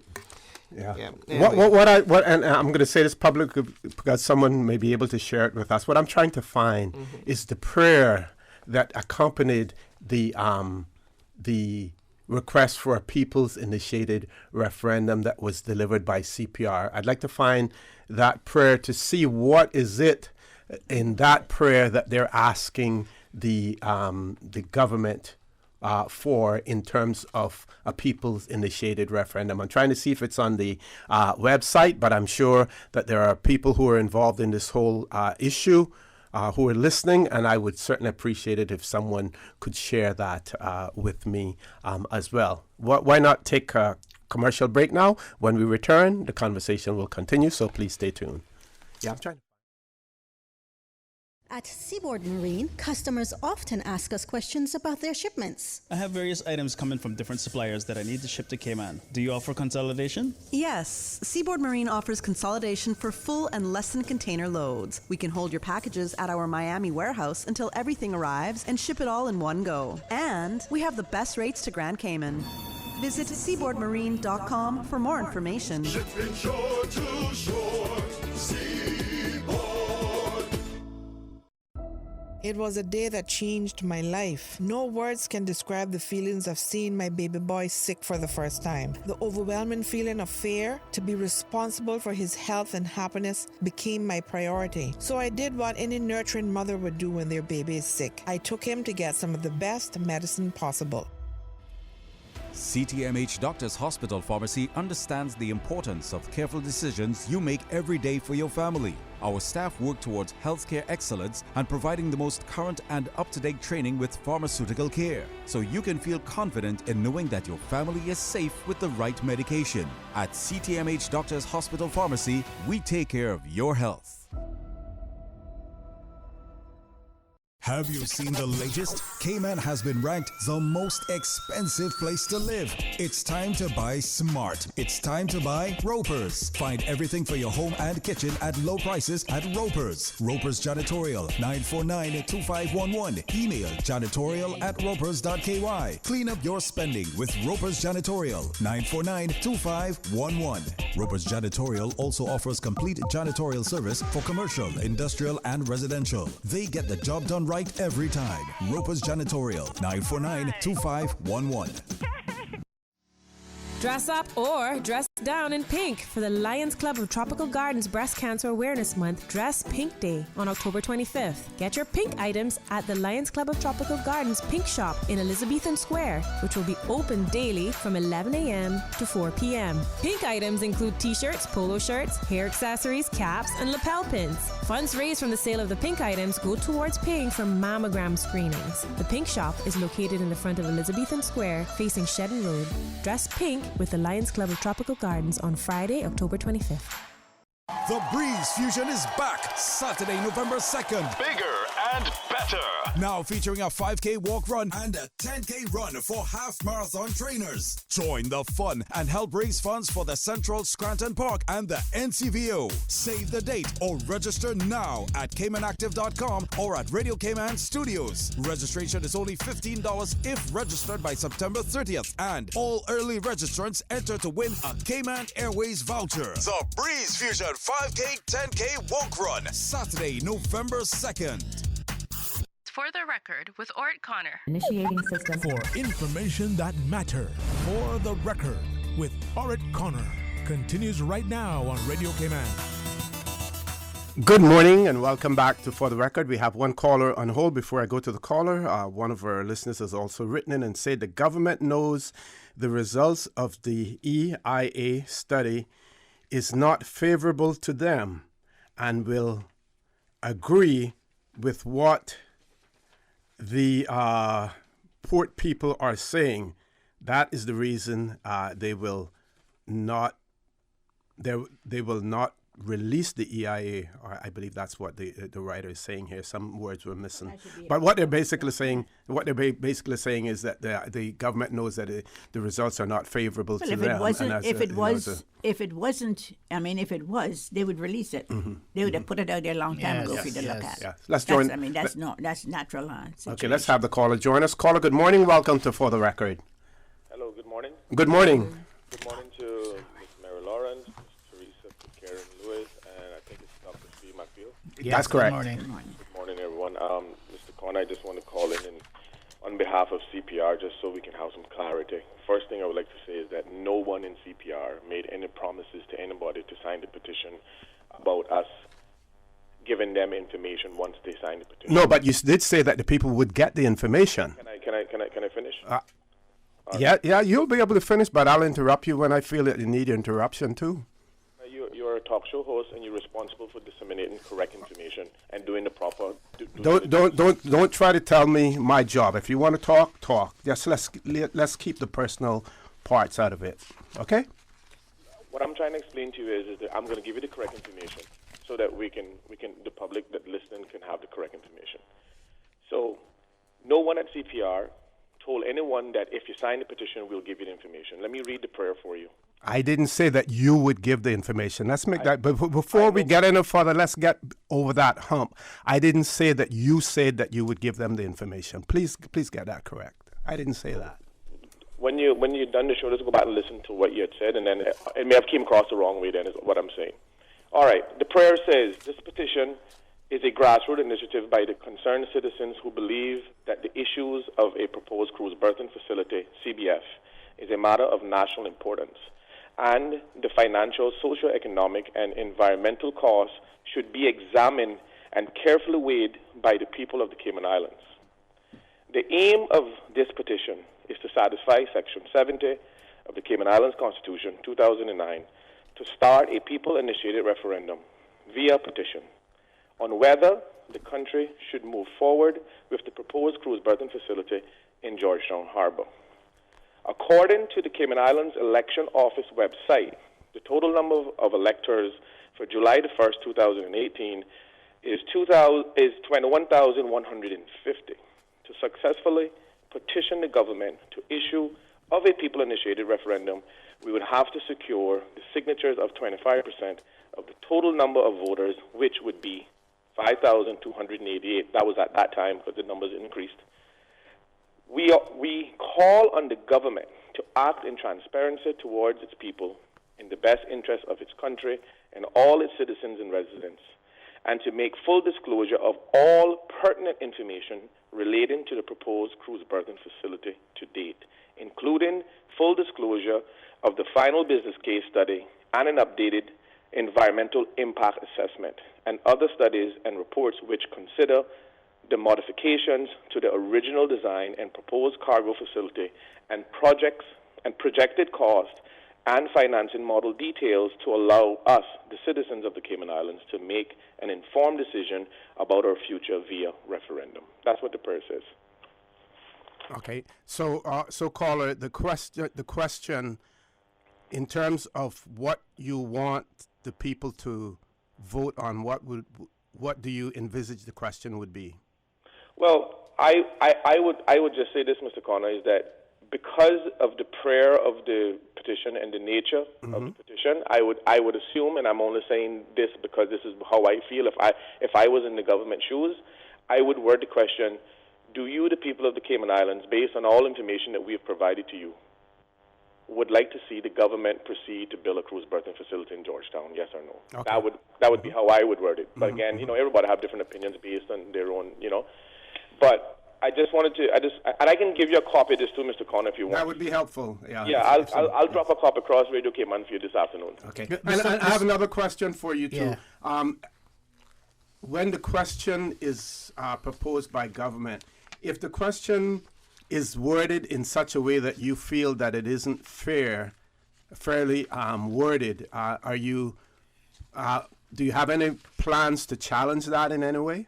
Absolutely, but I'll say this, OC, and you don't hear this coming from me often when it comes from somebody who has a track record of not doing things in the best interest of people. I want to give the government the benefit of the doubt on this one before I suggest that they're going to say anything that is against this petition. I think the government has a clear picture of what the mandate says now, because this petition being able to trigger a referendum has now set aside the government's argument about them having a mandate, because the mandate now that they say they had has now clearly been taken out of their hands, and 6,000 plus people have now indicated that we want to have an opportunity to have all information relevant to this project in order for us to make a decision whether we want it or not. And I think I want to give the government the benefit of the doubt that they would word the question on this petition, bearing in mind that there are 6,000 people who have already committed to participate in the referendum vote. So I would just say this, that if we had 6,000 people who were willing to sign it publicly, where it's not a private document that no one can have access to, I would venture to say that there are a lot more people who are willing to come out and vote on it, in terms of they knowing the privacy and the strict laws of the election office, that their name won't be able, they won't be criticized or victimized about. Right. No one will know how they voted. Yes. Exactly. Yes, yeah, yes. like a regular election. Yeah. So I believe Dr. Steve has a question for you too. Yeah. So the question, Mario, then should be and legally should be predicated on the information that the government gives to the proposed voter, and that comes out of Section 19 of the Constitution, and I'd just like to refer it to you so that you can take a look at it and look at it again. It says lawful and administrative actions. All decisions, acts of public officials must be lawful, rational, proportionate, and procedural fair. And subsection 2 says every person whose interests have been adversely affected by such a decision or act has the right to request and be given written reasons for that decision or act. So that the government has a constitutional duty to give the voter all the information surrounding the projects, the scheduled projects, before the voter goes to the polls. That is a constitutional duty that the government has, obligation the government has to provide you with. You agree with that? 19, you said? I said that's a constitutional duty the government has to provide you with all the information. Right. No, I won't ask you what section of the Constitution that was, so I can review it myself. But I want to say, Mr. Connor, I think that section that Dr. Steve just read out clearly sets the guidelines in terms of how the government has to operate when it decides the wording of this question, because now they're bounded by the Constitution to have a fair, and the process has to be within the nature of the petition. So I would venture to say that the government has enough people around them to advise them not to go outside the parameters of the Constitution. Obviously, if they decide to do that and disregard the advice given in the Constitution, we'll definitely be there with our legal team in order to mitigate anything that we consider is not in the best interest or not in the fair. And obviously, it's the governor's duty to ensure that a fair process is taken in this particular instance, because we know for sure that Cabinet has the power to set the date and write the question. Now they have a constitutional duty to abide by that section. I think Dr. Steve said it was Section 19. Section 19. And remember now what happened in the High Court in England just a couple of days ago. A couple of days ago. That's right. That's right. When you don't abide by those rules and those questions and those constitutional duties that you have. Yes, yeah. Yeah, that's a good point. That is a good point, and that's a good foundation for us to stand on. If this thing gets pear-shaped, I can promise the people who participated in this that we have a legal team that is closely watching the events after this has been turned into Cabinet Secretary. So we're just waiting now until the government makes their formal press release in terms of the date and the question. And Mr. Rankin, just to show you that I try to be, and I think I do a good job of being balanced as well, that there are organizations and institutions, especially in our quote-unquote mother country, that have standards that are set, and they will evaluate our referendum questions to see whether or not they're fair. So there are authorities out there that can assist in advising whether or not the question the referendum question is fair. So, there are resources that you can avail yourselves to as well. Well, what I will share with you and the general public that's listening is that every single correspondence that we've emailed to the governor, the premier, and all of the necessary persons, we've also copied in Lord Ahmad and the Foreign Commonwealth Office. Everybody has gotten a copy of all of the concerns and all of the things.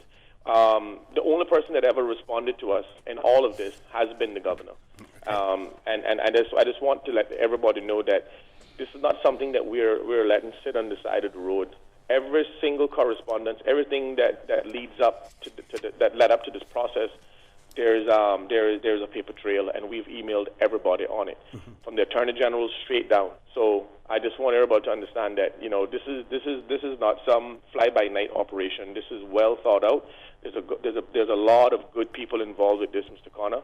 I can tell you, and it's unfortunate that it has taken this long for the government to recognize the real mandate of the people and have just done the referendum from early in the year. But again, we're at this point now, and I think it's a good conversation. I appreciate people like your panel who can come on and have a different perspective of what's happening, because a lot of times, a lot of people don't understand, like Mr. Steve just read out, Section 19 of the Constitution. I just made a note of that because me personally, who've read the Constitution 1,000 times, I didn't take note of that section, but now obviously I have a reason to, because now we need to find some sort of constitutional guideline on how the government moves forward with the question and the date and the timing of this particular petition, because the precedent that needs to be set now has to be a high integrity precedent, because it's the first, and we need to set the example for all of the Commonwealth. So I encourage everybody who are out there, who are voters, to come out and participate in this moment in history. Okay, Mr. Rankin, thank you very much. For that, we have to go to a commercial break. We still have another caller on hold as well. Folks, please stay tuned for the record. We'll be back shortly. I'm going to Vant Motors to test drive the new 7-seater Rush. They have some really sweet deals going on now, not true? Yep, on SUVs. And they sweeten the deal by giving you a warm oven-baked cookie with each test drive.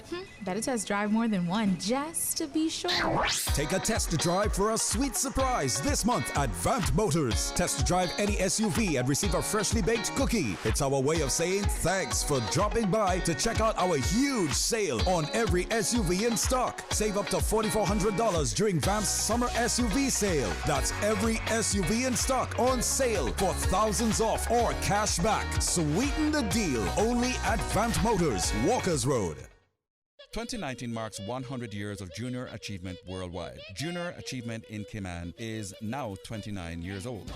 To celebrate and support this milestone, help Junior Achievement Cayman to continue our work, guiding next generation Cayman to new horizons in life and business. Get your ticket and enter to win an exclusive trip, Namibia, known as a smile on the face of Africa, offering a unique blend of amazing desert scenes, exquisite wildlife, and fascinating tribal cultures. Get an adventure of a lifetime while supporting Junior Achievement. Purchase your ticket and stand a chance to win an exclusive all-inclusive 16-day tour to Namibia for 2 persons. Namibia can be reached from the Cayman Islands with Delta Airlines flights via Atlanta and Johannesburg. Experience the astounding and desolate dunescapes of South Namibia, the amazing endangered wildlife of the Etosha National Park. Purchase your ticket today.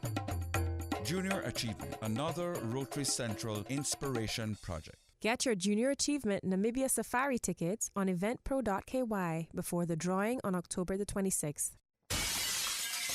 Sometimes things just don't go as planned. That's why you need Contractors All Risk Insurance from Fidelity Insurance Brokers. Ensure you're covered in the event of property damage and third-party injury or damage claims during your construction projects. And with Fidelity Insurance Brokers, you can be sure you are getting competitive pricing and superior customer service. Call us today for a free quote. Fidelity, we're good for you. Super Stitch is having a huge after summer fabric clearance. 25% off most fabrics for 2 days only. So if you snooze, you'll lose. This Friday and Saturday, September 27th and 28th. Lots of African prints, suit-ins, dress prints, and solids. Don't miss these fantastic savings on most fabrics at Super Stitch. Super Stitch, your one-stop household store at number 39 Pasadora Place, Smith Road. Still offering the best prices in town. Call 949-2833 or go to superstitch.com.ky. Remember to discard all fresh fruits and vegetables, meats, all foods in canisters, dented, leaking or rusting cans after they have come in contact with flood water. Also discard foods that are stored in cardboard boxes, paper foil, cellophane, and cloth, as well as those in open containers and packages. For more post-hurricane food safety tips, visit DEH website at deh.gov.ky. Hey sis, you ready for the new year of high school? Well, I don't know. I'm kind of nervous. Like, what if I don't fit in? What if I get bullied? What if I don't make any friends or lose the friends I thought were my friends? Calm down. You're gonna be just fine. Join a club. I've been thinking about that Youth to Youth one. Girl, let me fill you in. Y2Y is a teen-led club. We organize our own events, have deep discussions on everyday topics. We volunteer in the community and positively impact our peers. And let me not forget, it's a no judgment zone. I have met so many people there. Wow, that sounds amazing. Can I bring Carson too? Yes, for sure. Okay, awesome. I'll be there. For more information on Youth to Youth, visit ndc.ky or call 949-9000. For the record, with Orrett Connor. Initiating system. For information that matters. For the record, with Orrett Connor. Continues right now on Radio Cayman. Good morning and welcome back to For the Record. My pleasure to have in the studio with me this morning Dr. Steve McField, Ms. Theresa Pitcairn, and Honourable Mayor Lawrence, former Speaker of our Legislative Assembly. We have one caller on hold. We want to thank that caller for being so patient. Caller, good morning. Welcome to For the Record. Good morning, ladies and gentlemen. I think you're all scuppers washed this morning, and I think this discussion that's going on needs to be held more and more and more. That's I don't want to take up any of your time, but I think the basic fact of why we need to have that is that the sensitivity within the Caymanian public, and especially amongst Caymanians, Puerto Rican cornbread Caymanians, are not at the level, it has not been maintained at the level that it should be relevant to all of these issues that come up. So the more we can have these kind of discussions, frank discussions and fact discussions, I think the better off we are. So, just keep the scuppers washed and keep her tight. Thank you. Thank you very much, caller. You sure appreciate that coming from you. Thank you. He must have went on a ship sometime talking about the scuppers. Mr. You've been getting some feedback from our listening and viewing audience as well. Share that with us, please. Yeah. In general, this particular person sums it up. It says, I agree with what you and the committee are saying, in that you need a better understanding of what is happening. Many Caymanians really don't understand, and I don't want to repeat what else she said, but yeah, they're asking us if we would be willing to organize meetings or even come in people's homes to discuss this. When the reference was made to coming into people's homes, I was even surprised with that from one of the persons that wrote to me. But it just seems that people want to have a different view, and I don't know. I'm in saying a different view, I'm not saying a view that is anti the government, but they seem to want a better understanding. Information. That's what it really is. They're hungry for information. Yeah. One person said that people are actually confused about it because her and her family and her kids are not in favor of the port, but not because they think what the government is doing is right or wrong, but because making the changes and the harm to the environment makes it impossible for her children to inherit the kind of Cayman that she grew up in. Mm-hmm. So some people have environmental issues about it as well. Well, I think we're going to have social issues from it too. When you have to look at that 10-story ship that they're talking about bringing here, and it's going to be parked there blocking the horizon on Georgetown Harbor, you have to wonder if this is what we really want? That's what I was asking. Is this what we really want? Yeah. We have, how much is too much? That's where we have reached now in this country. How much is too much? Steve raises that all the time. And we need to ask ourselves, so whom are we developing this country? Yeah. Whose inheritance is it?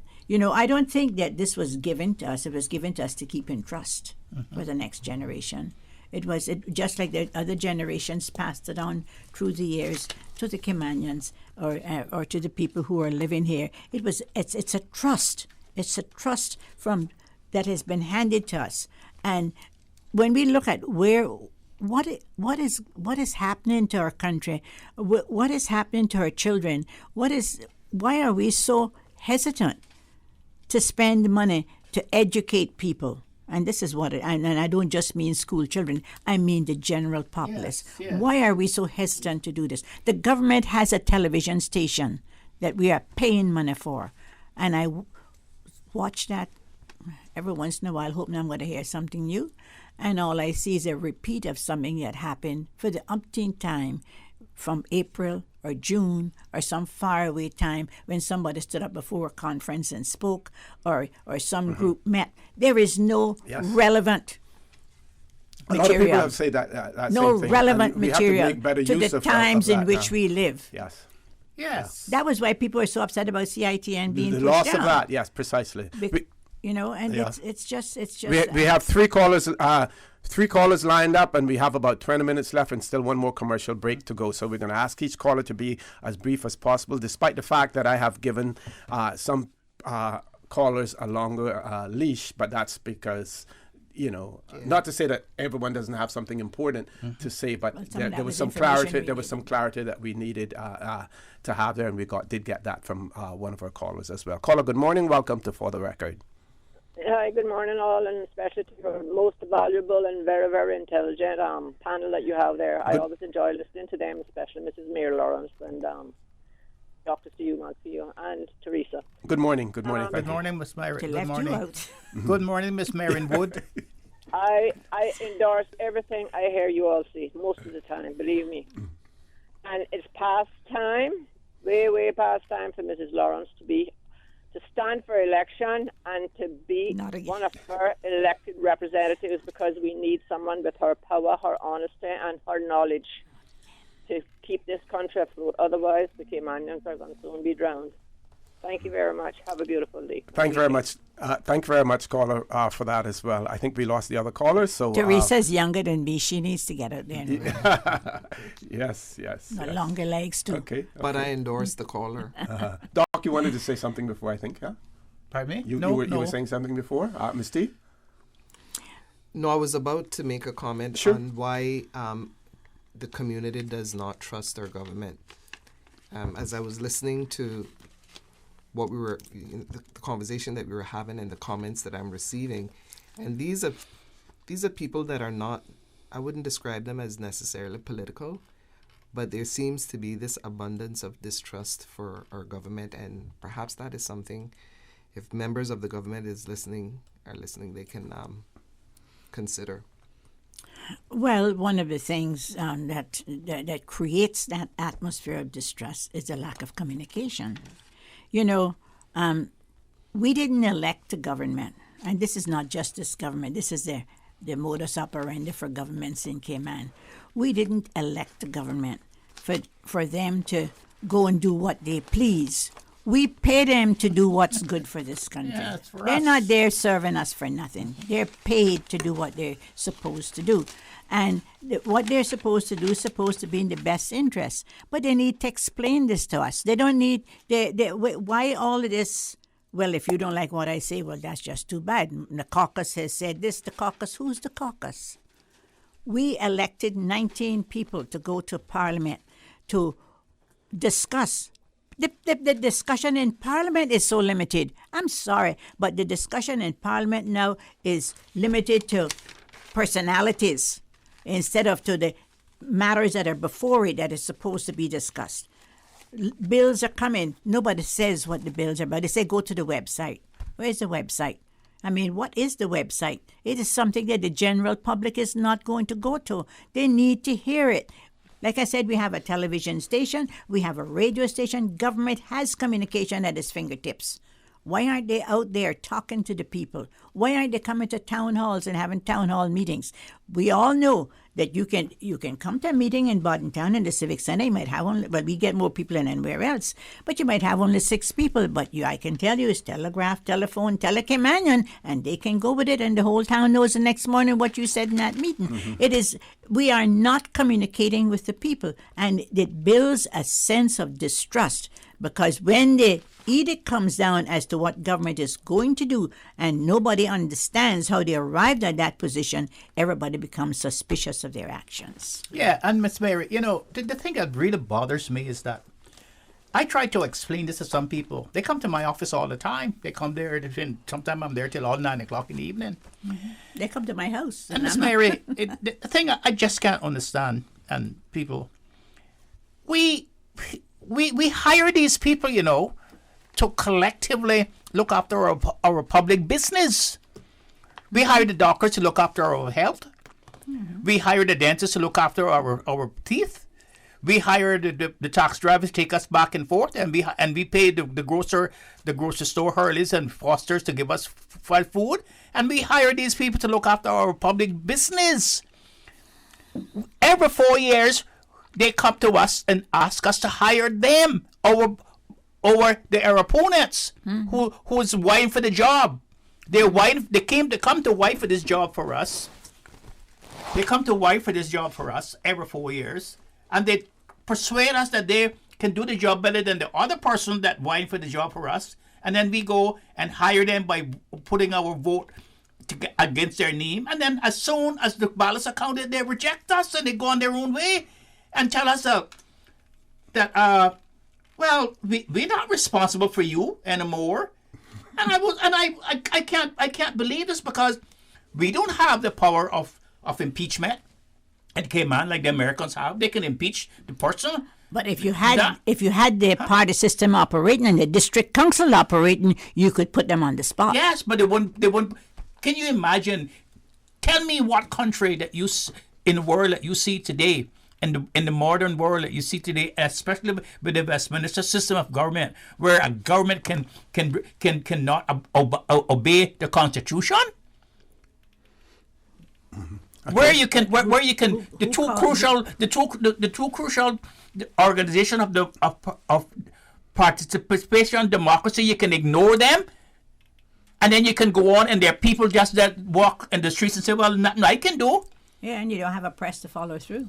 That is the other big thing. Okay, we're going to take our last commercial break for the morning, folks. Please stay tuned for the record. We'll be back shortly.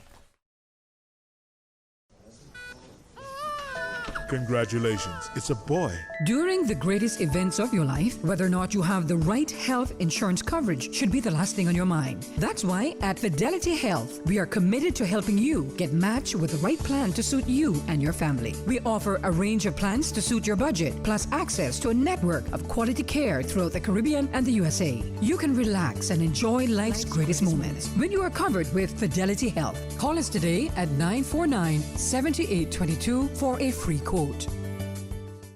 At Seaboard Marine, customers often ask us questions about their shipments. Hi, I'm thinking of buying a car from the States. Which port do you ship out of? Hi, we ship out of Miami, Houston, and Brooklyn. Just let us know your port of choice and we can provide you with a quotation and answer any questions you may have on insuring and protecting your vehicle during its journey. Shipping shore to shore, Seaboard. Work will soon launch Jobs Cayman, an online system that allows registered users to access job postings created by registered employers. This system offers a better approach to facilitate Caymanians in finding employment and allows employers to search for qualified and skilled Caymanians who are seeking employment. For more information on the registration process and what you need to register, visit www.worc.ky. Work, leading the pursuit of full Caymanian employment and economic prosperity for all through service excellence. Headlines. With the latest headlines. Headlines. All the news when you want it. Tune in to Radio Cayman for hourly headlines of the day's top stories. One of Cayman's bright and shining young stars. Local, regional, international. Headlines. Turning to international news. Updates on the hour between 7 a.m. and 6 p.m. on weekdays. Radio Cayman News. Headlines. Your voice, your choice for today's biggest news. The Tuesday and Thursday edition of The Business Buzz is brought to you by Cayman Medical Supplies, providing quality pharmaceuticals, medical supplies, and consumer products to healthcare providers, retailers, and ultimately the patients at a reasonable rate in a friendly, caring, and timely manner. Cayman Medical Supplies is located at number 93 Smith Road, Windward Center. Telephone 949-6211. For the record, with Orrett Connor. Initiating system. For information that matters. For the record, with Orrett Connor. Continues right now on Radio Cayman.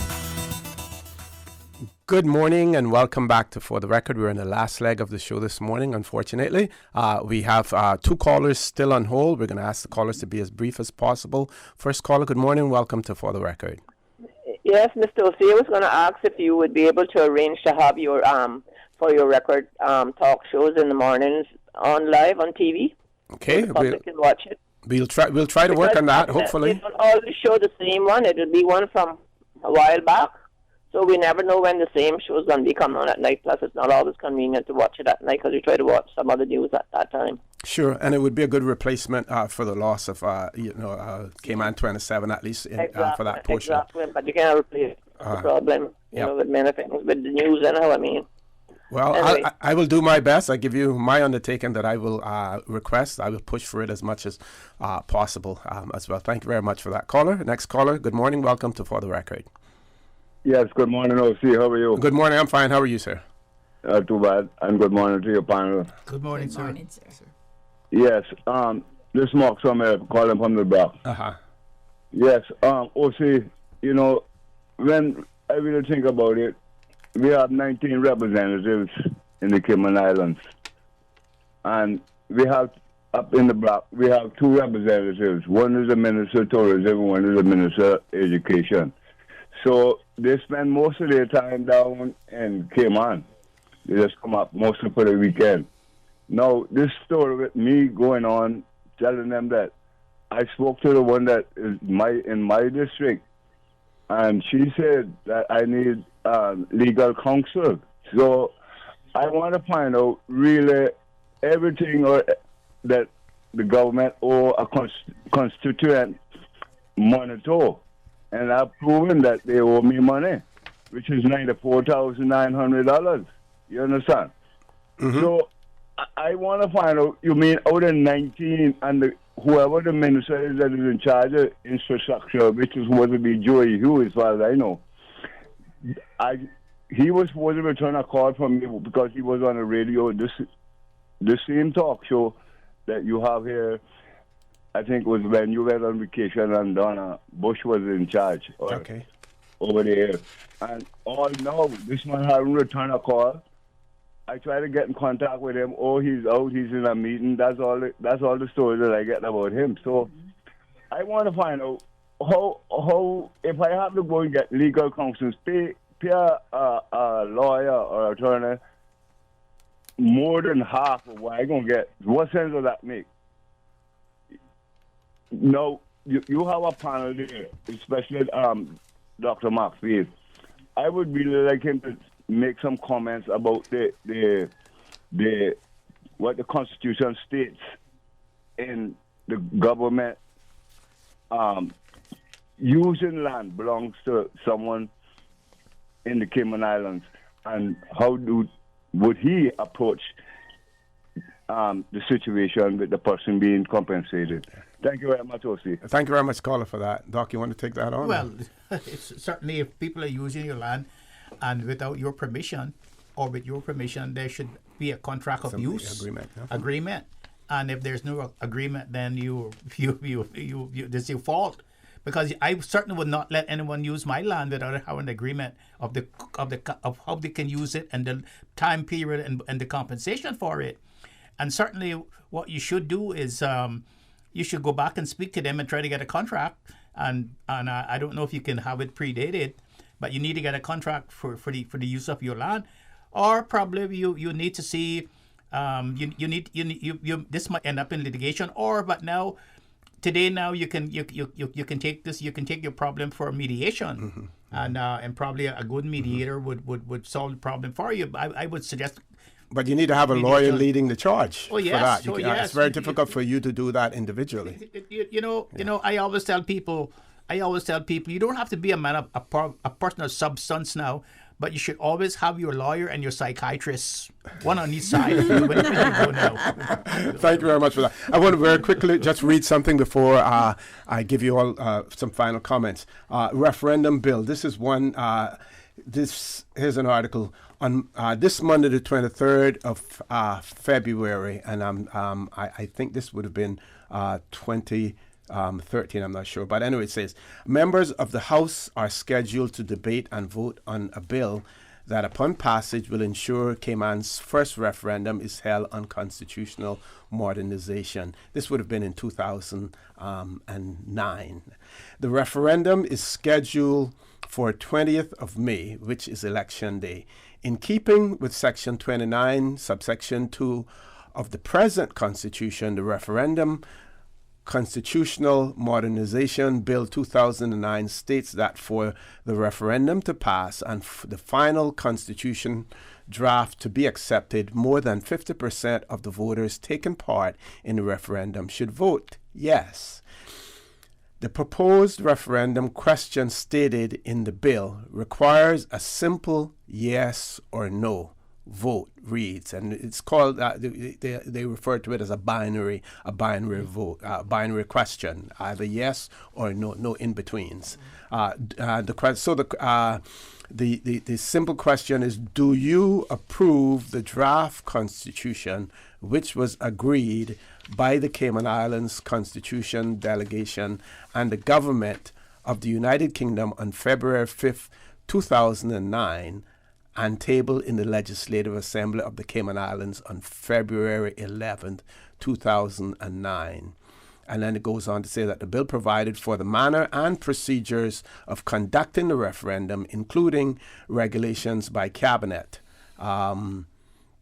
So that was the question that was posed when we were seeking approval of our referendum. Do you approve the draft constitution which was agreed by the Cayman Islands Constitution Delegation and the government of the United Kingdom on February 5th, 2009, and tabled in the Legislative Assembly?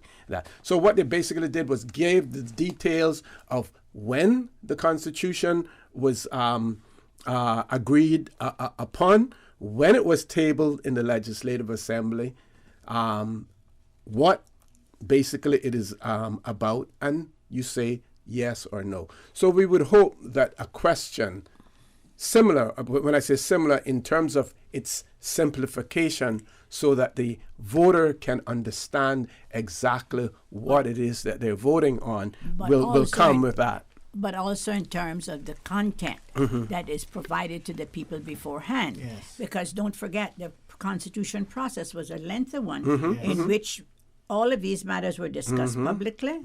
They went to, I think they went to London twice, or at least one time, and they came back with a draft which was laid on the table of the House, which made it a public document. You could go there and pick it up and read it. Yes. In fact, Dr. McPhail and there were actually 3 meetings, 2 in Cayman and 1 in London. And Dr. McPhail and I, on the night of when they were counting the votes, we were on Radio Cayman. That's right. Discussing that until after midnight that night. So, you know, it was, like I said, we had the information. And this is what is so, I find so different now, because the present premier is the one who led the charge on that Constitution. And they did make sure that the information was out there. They had the 1972 Constitution and the interpretation of it published. They had the actual draft Constitution published. They had the various comments from different people. They were all out there for people to see and to hear and to read. So you had the information in your hand, regardless of whether you wanted to vote yes or no. That was your personal vote, but personal decision. But the actual information was out there for you to use to make that decision, if you agreed with it or you didn't agree with it. This time, we don't have that information, and that is where the difference is. There has been no information, except for somebody getting up and said, "Well, we just told you." We just told you what? We need that. I'm going to give you, to add on to that now, your final comments for the morning. Oh. Very quickly. All right. I want to state two things here. One is personal. I keep hearing it drifting around that government has given me a contract to write a book for them. That's not so. I have no contract with government. For over 2 years, when it was first proposed by the Commonwealth Parliamentary Association that the Parliament have me write a book, this discussion was going on, but I haven't heard anything about it for a long time. I certainly have had no deposit from government. I have had no communication with government on the matter, I think, since about March this year. So I wanted to be very clear that that is not taking place. I have a lot of writing. I have done a lot of writing, and I will continue to do a lot of writing. I've had it published abroad, and I will continue to write. But I want to get that very clear. Also, and I want to say now to the Caymanian people, and to anyone who has the right to vote in this country, your vote is a powerful weapon. When you go to the polls on the Constitution or on the report, or for the next election, be sure you are well informed. I was at Clifton Hunter last night, setting up for the exhibition today, and I took a voters list because children in that school had never seen a voters list. But come 2 years from now, they're going to go to the polls. We are not educating our young people. They don't know. They don't even know the legislators. They finally published the pictures of the national heroes. They put them up on the wall a couple of days ago in the school. It is not good enough that we are not educating our young people as to who we are and the powers that the people in this country have, because we are the voters.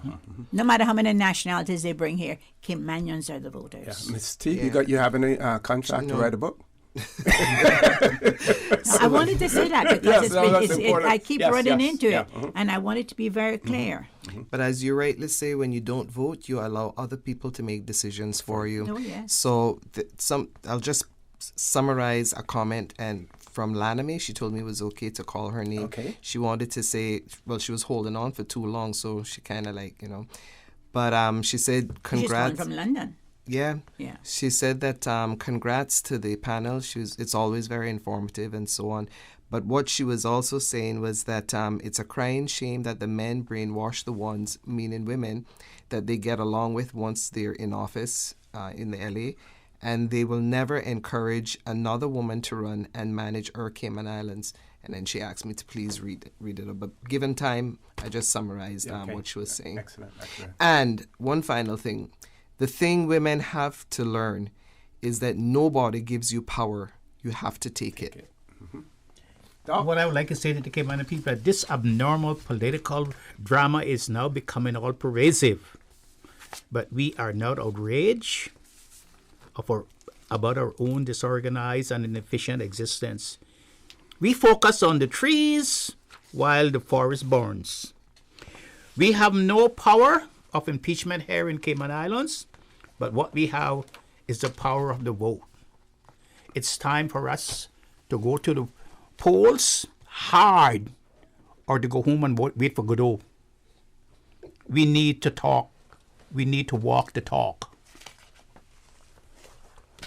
Okay, thank you very much for that, Doc. I want to thank all of my panelists this morning for being here. I want to thank all of those persons who called in either with information or comments as well, and we want to continue to encourage them to call in. If you find that you're unable to to wait on the phone lines, just send us a WhatsApp or an email as well, and I will always try to ensure that your comments are aired or your questions answered as well. Sometimes I'll come in on a Monday and I find that someone has sent something in on a Friday, but they sent it in after the show was over, so I try to cover it then as well. Folks, I want to thank you for allowing Radio Cayman, and by extension For the Record, into your homes, into your vehicles, as you traverse the very busy roads of the Cayman Islands, into your places of work, whether whether it be an office cubicle or if you're working in the outdoors. I also want to remind you that we are our brothers and our sisters keepers. There is always someone out there who's less fortunate than we are, and I ask you to extend a helping hand to them.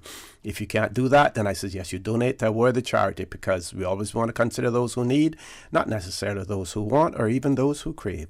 I say to you, have a great day. Continue to support your radio station, Radio Cayman.